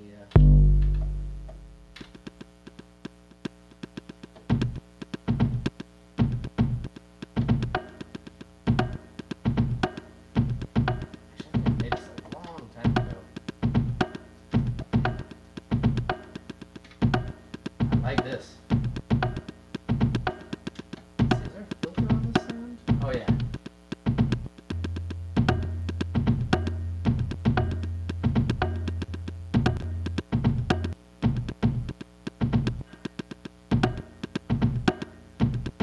This is rad. Needs a kick probably.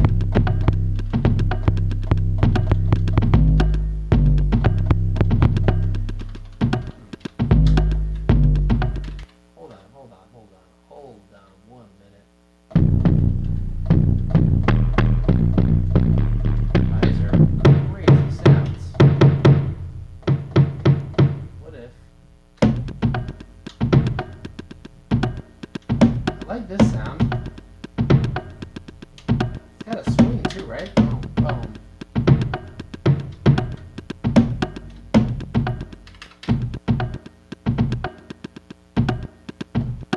Let's just get these. I want to just start with these because these are so good. It's a little quiet. Anything I can turn up here? Not really. Okay. That's fine. So let's lay that in. Why don't we? Oh. Not quite.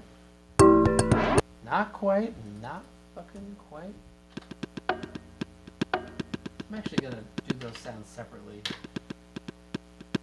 So laying this in.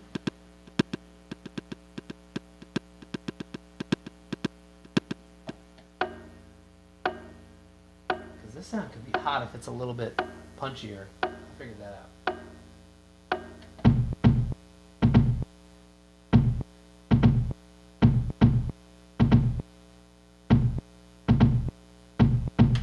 Lovely. Let's go back over here. This is a really interesting. Ooh, I love that too. Let me just get a one off of this, and also one off of that. Okay. Let's put it all together. Why don't we? So we have that guy by itself. Gonna go back into Pro Tools. Come with me, come with me.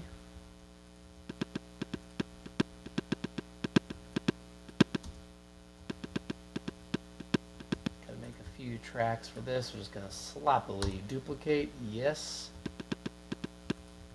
Bring this guy in, bring this guy down.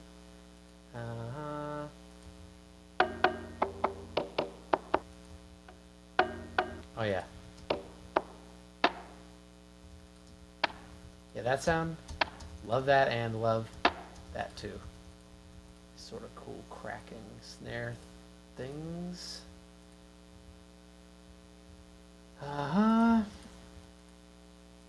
Let's bring those in. Boom, boom. I'm thinking it's something like this. Correct me if I'm wrong. Oops. Got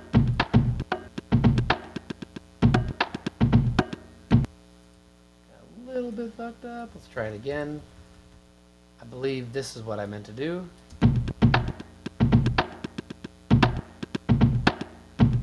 That's cool, right? How you guys doing? You guys feeling this?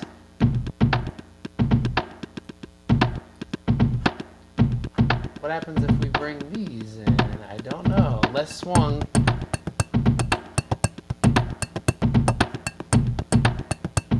So these aren't swung, and this groove is a little bit.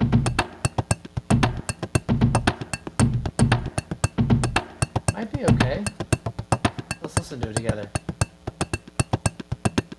Yeah, it just gives it a little bit of a more human feel. One thing swung, one thing not.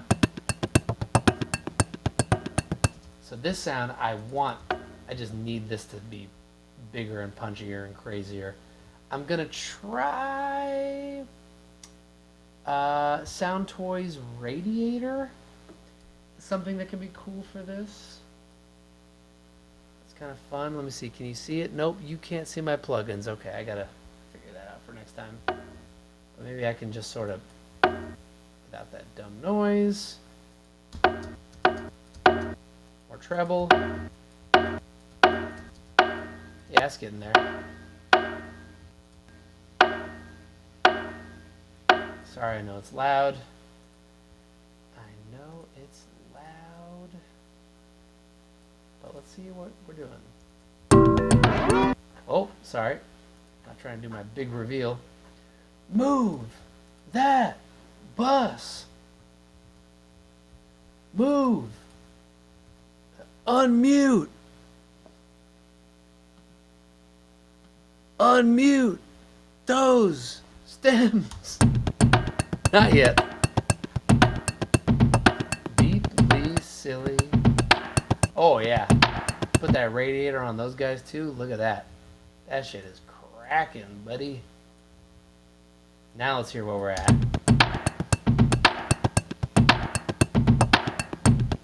Not even positive about the kick pattern yet.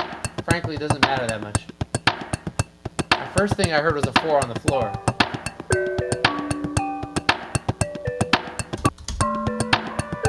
Okay, man, that's not bad.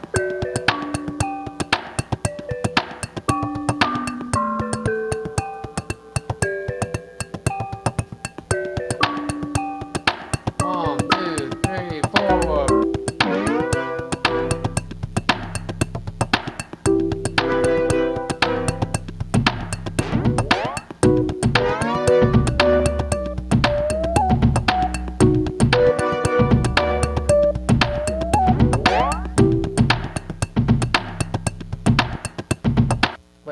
Wait a minute.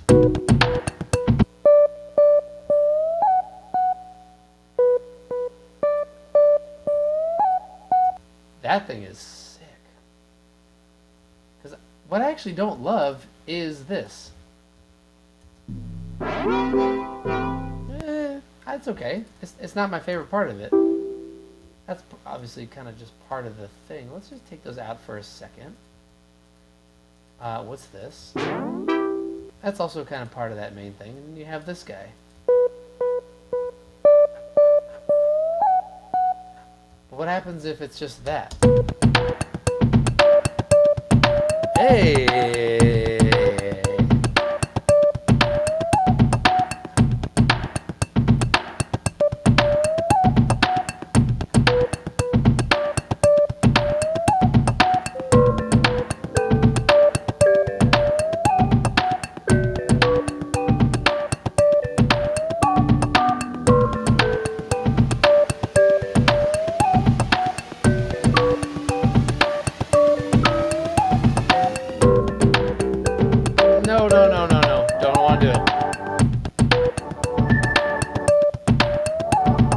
that.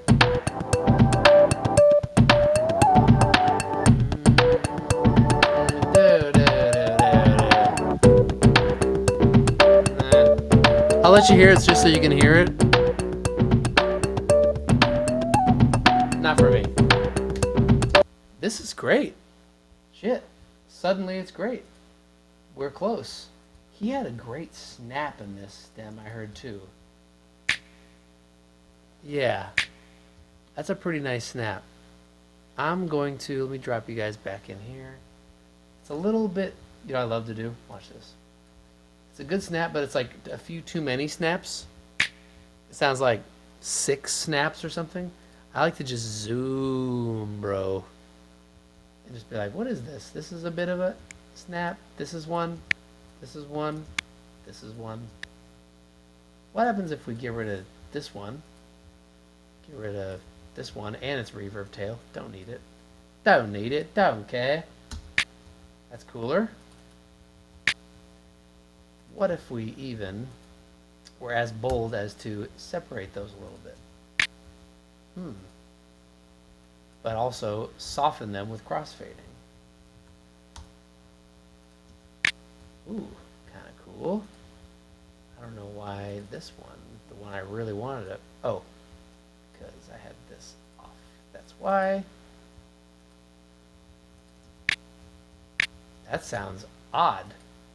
Better than this? No, not better than that. I was wrong. So, let's grab it as is. Maybe this could be a nice chorus element, right? I'm assuming chorus is going to basically be this part.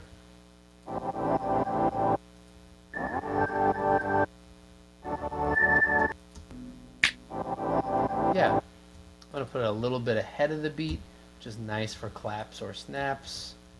Makes them a little richer. I don't, makes them a little richer. I usually don't like things ahead of the beat, but claps and snaps are nice ahead of the beat.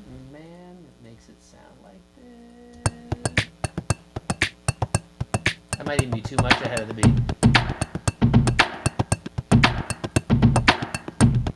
Let's see.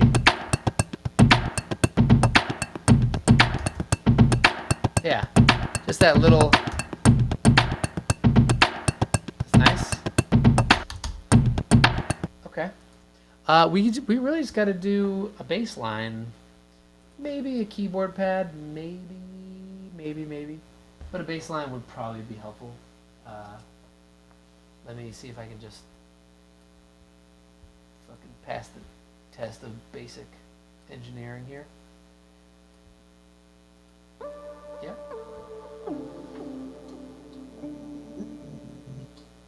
So. Check in with you guys while I'm doing this. How's everyone doing? What are you guys thinking? What are you feeling?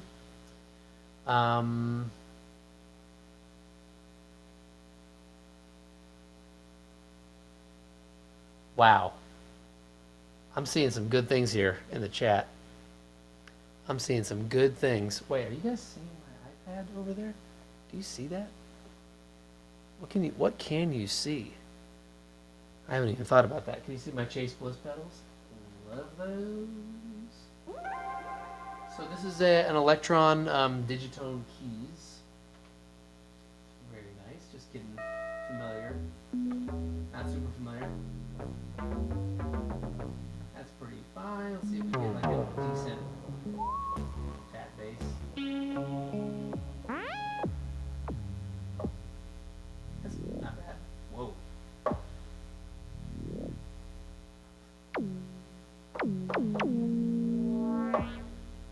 I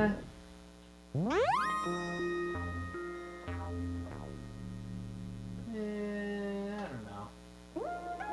I mean, I'm more the type that wants to just get like a simple sine bass and just kind of do that. That's a sick sound though. That's pretty cool.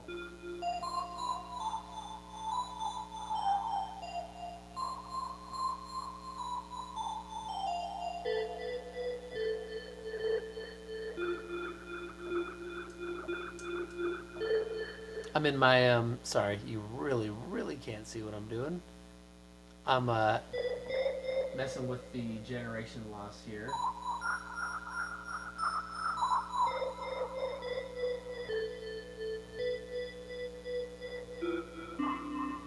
Yeah, I'm getting off track. Let me get back to the bass.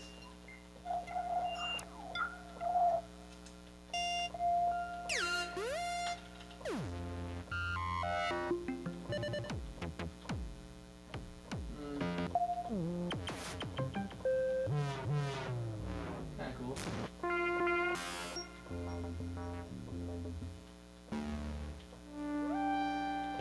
What's something heavy? Best thing to do in a pop song is do shit that's not pop. The best thing to do in a pop song is do shit that's not pop. Because who wants to, like, be pop? I mean, like, yeah, but nah.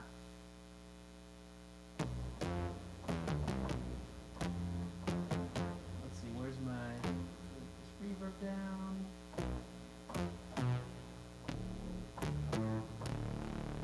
See if I can just put a filter on this, make it.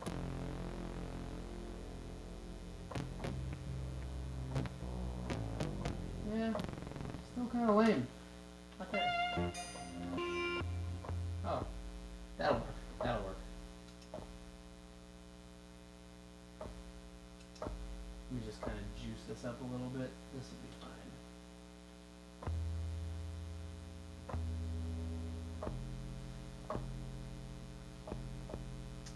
Let's see here. Just need to be a little louder.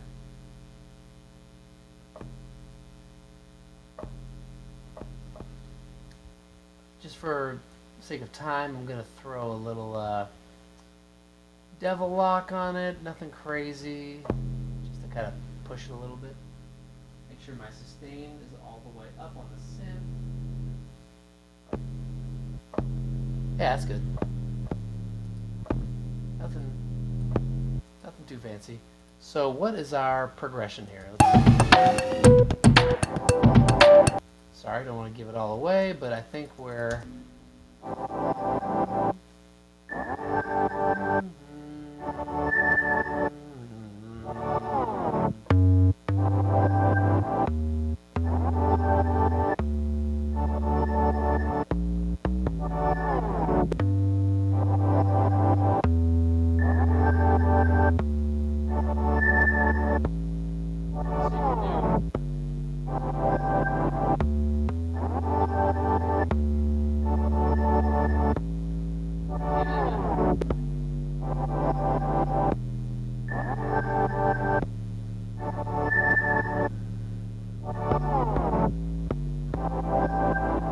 Ah, that's what it is. So, I think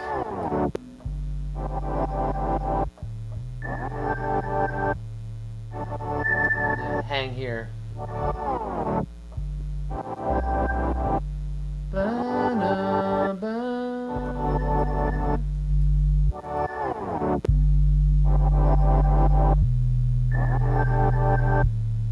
I like hanging here.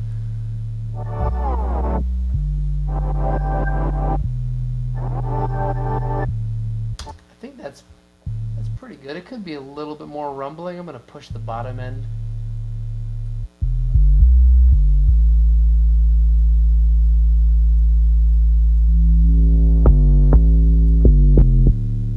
Yeah. Let's just start by laying that in. I'll just do it to it quick. So here we go, laying it in. Didn't name my audio track. Sue me.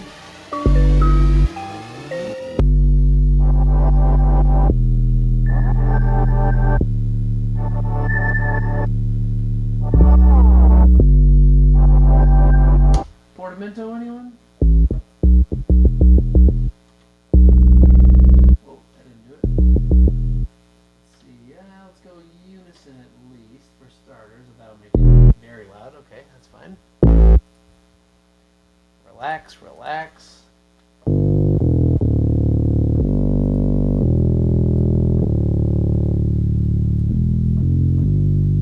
Yeah, it fills up a lot of space. Wow.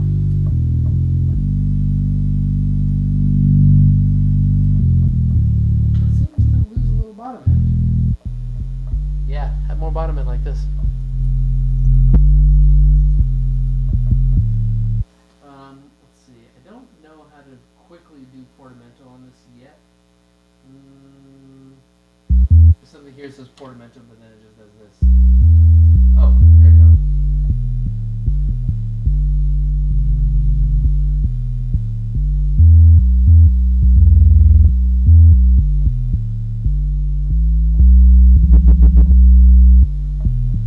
Okay.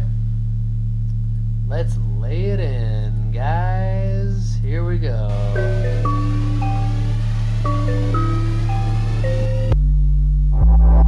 I'm going to change that first note. We're going to go to A.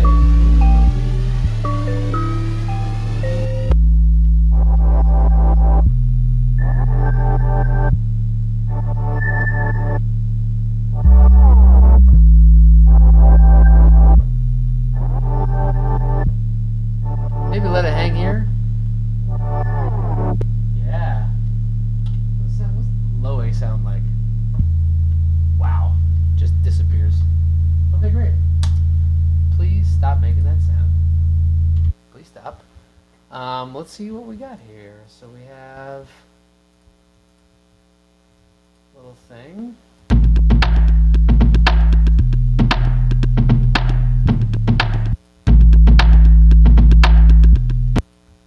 Yeah, the chords are kind of weird, right? I like them. Did I get that right?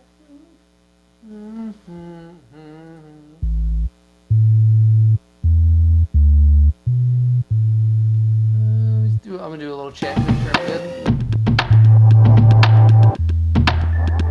Yeah.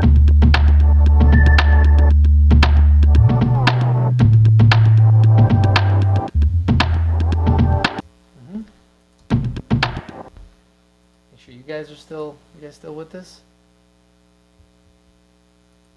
Okay.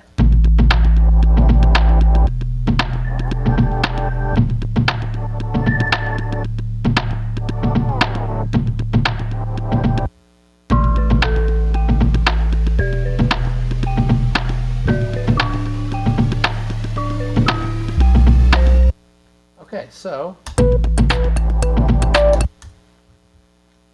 let's see here. What do we have? We still need like a hard kick. I've not forgot about that. I love our kick, but we need something hard because that's the opposite of hard.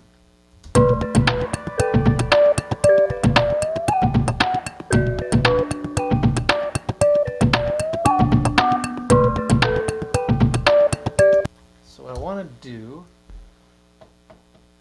let me get to a nice hard kick for you guys. I know that's what you're interested in. That's what I'm interested in, honestly. Let's see. Let's actually go back to the AR for a second.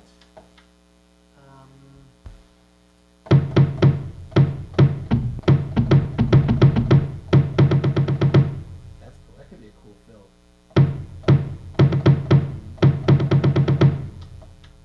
I like the dumb stuff like that. Like, watch this. Turn this on, metronome.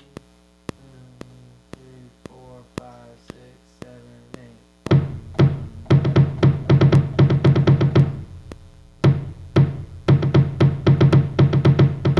Oh, that's got too much swing.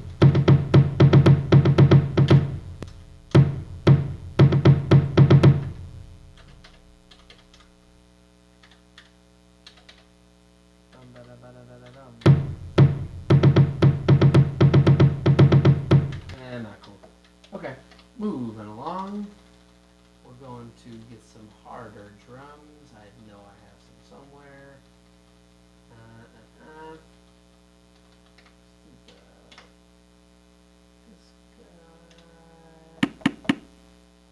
I'll put a harder kick on this, but while we're waiting, let's sort of break up our different percussion loops because we have the live one. I'm going to group it. We have our live one, right? And that has a bell inside of it that it's its own thing. I'll finally pan those a little bit. So I'm going to group those actually as their own thing. Group these as their own thing. So we have this group. Oh, we have this group. We have this group. We of course have this. Those are their own thing. So I think it would be really cool to go back and forth between like a bigger, trashier sound and then a super tight, like what the fuck sound sort of moment. So, not that, that's too obvious.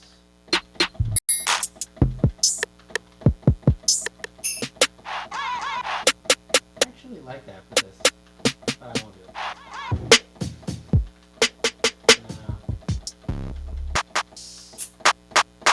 Let's do that. This is going to be very fun. Why aren't you that loud? Push you a little bit. Let me just find out what the pattern is real quick. What is it?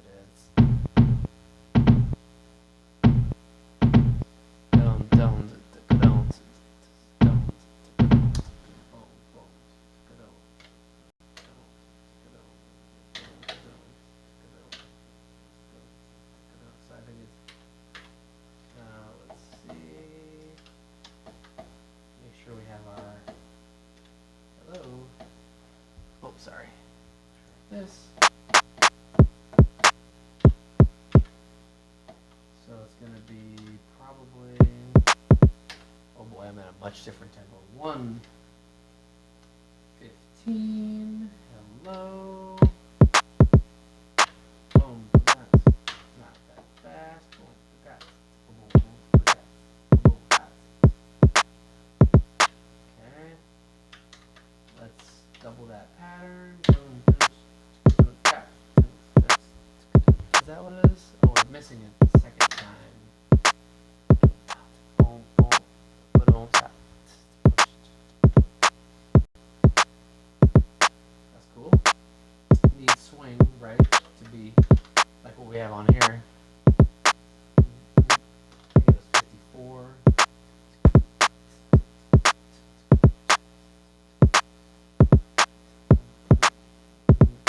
Let's lay that in. Let's lay that in, my guy.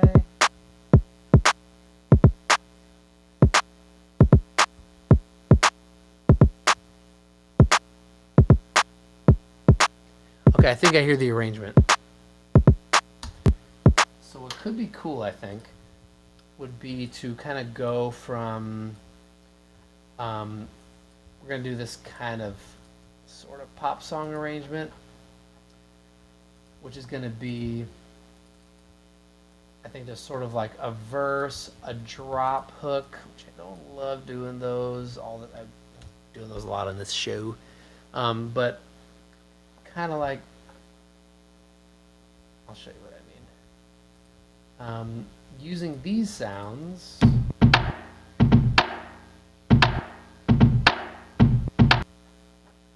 as a part of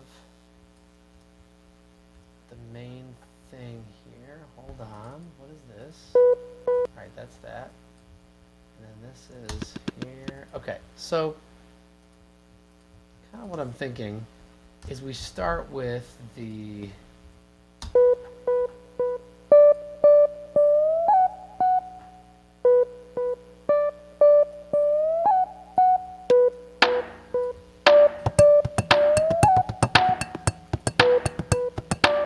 get that boop boop sound perfect, but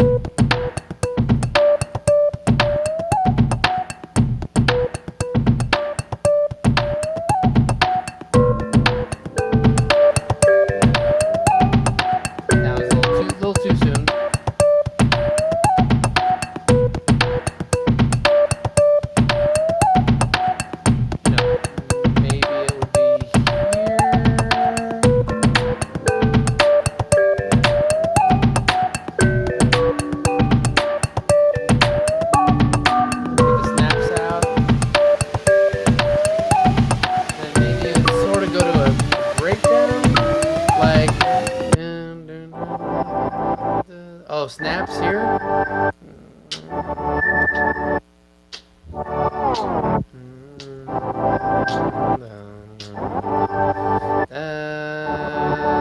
Yeah. And then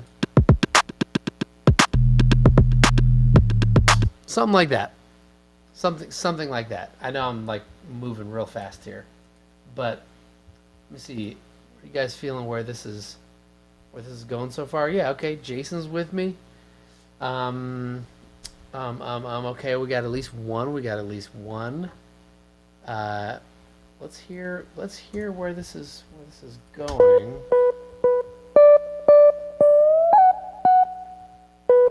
I think that might be a little too busy of a pattern. You could potentially, let's see if we just make it every time if it's cool or not.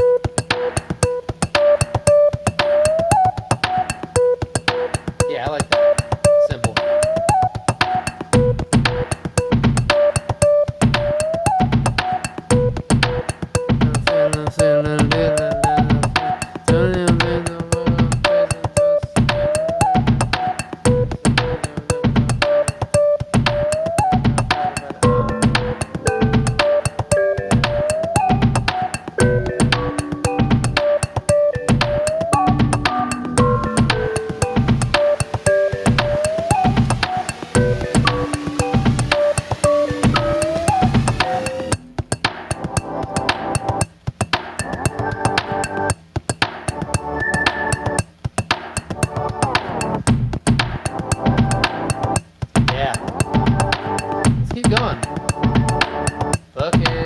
Try it. Hey.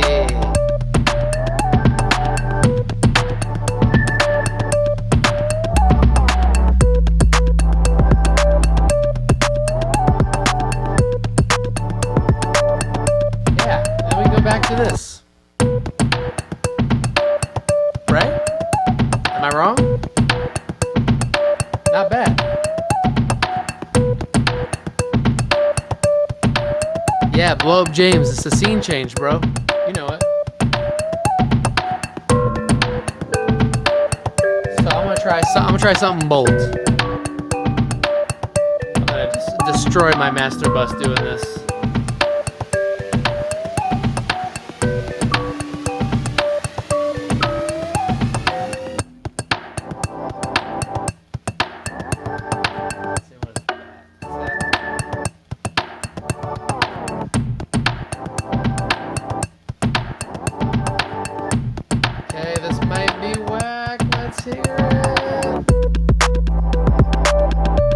Maybe too much. Yeah, it was better before.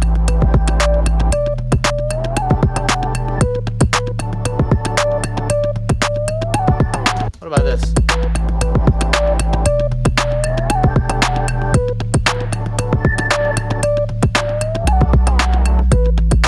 Yeah. Now we'll come back to this. Yeah. So the big thing is really bringing chords in, taking chords out. You can change chords. I love that. Or you can just take them out.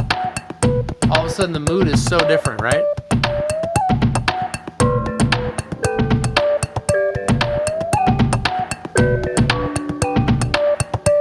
Also, try this.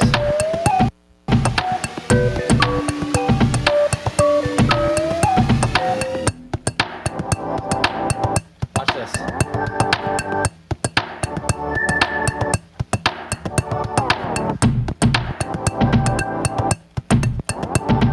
Maybe some.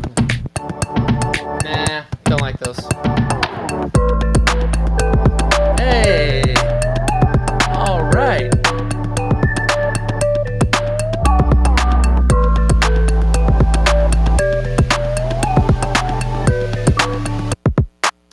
I think we're in good shape. All of a sudden, this sounds like a song. We got a whole thing going. Just want to get this to be a little harder.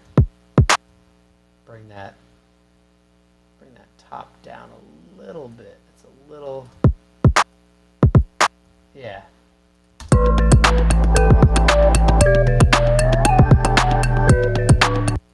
you guys are curious what plugins I'm using, I have used a total of 6 plugins in the song. 3 are the Soundtoys Radiator, 1's the Soundtoys Devil Lock, and then 2 Pro Tools Digi Design EQs. For producers, that's the only plugins I've used. If you get good sounds, you don't gotta go crazy. Guys, I think this might be it. Let's do a listen and see if I'm about to sign off out of nowhere. You never know. It does happen. It's been known to happen. Let me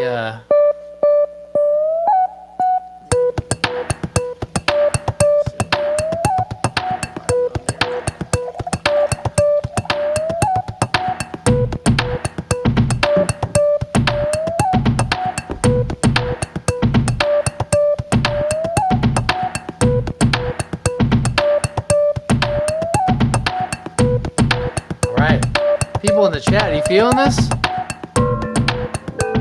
Whew, this is like, it's so emotional.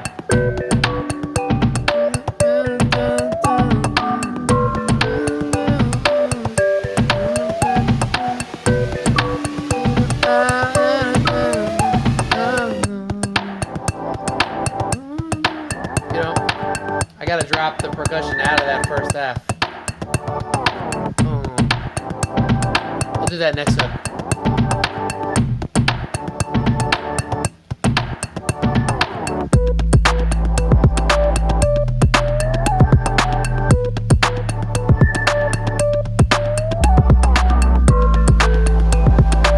Yeah.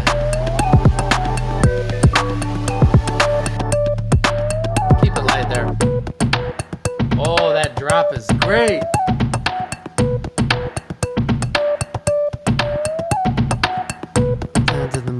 That got it at the back, cause it put a ball feed at the budget birthday. What the ball time that the people don't see, they're building on my mind, they're sick of those.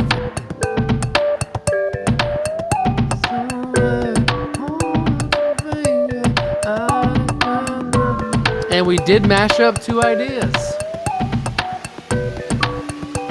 So this should be dope.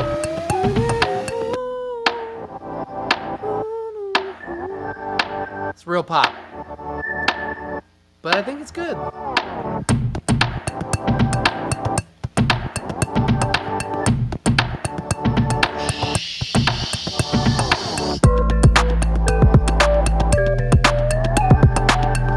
Awesome. I think we got there. You guys feeling it? Yeah, I'm about to drop ants in my pants again. All right. Again, this is Nice Live. I'm gonna sign off. I'm stoked. I'll have this up for you guys in 1 or 2 days.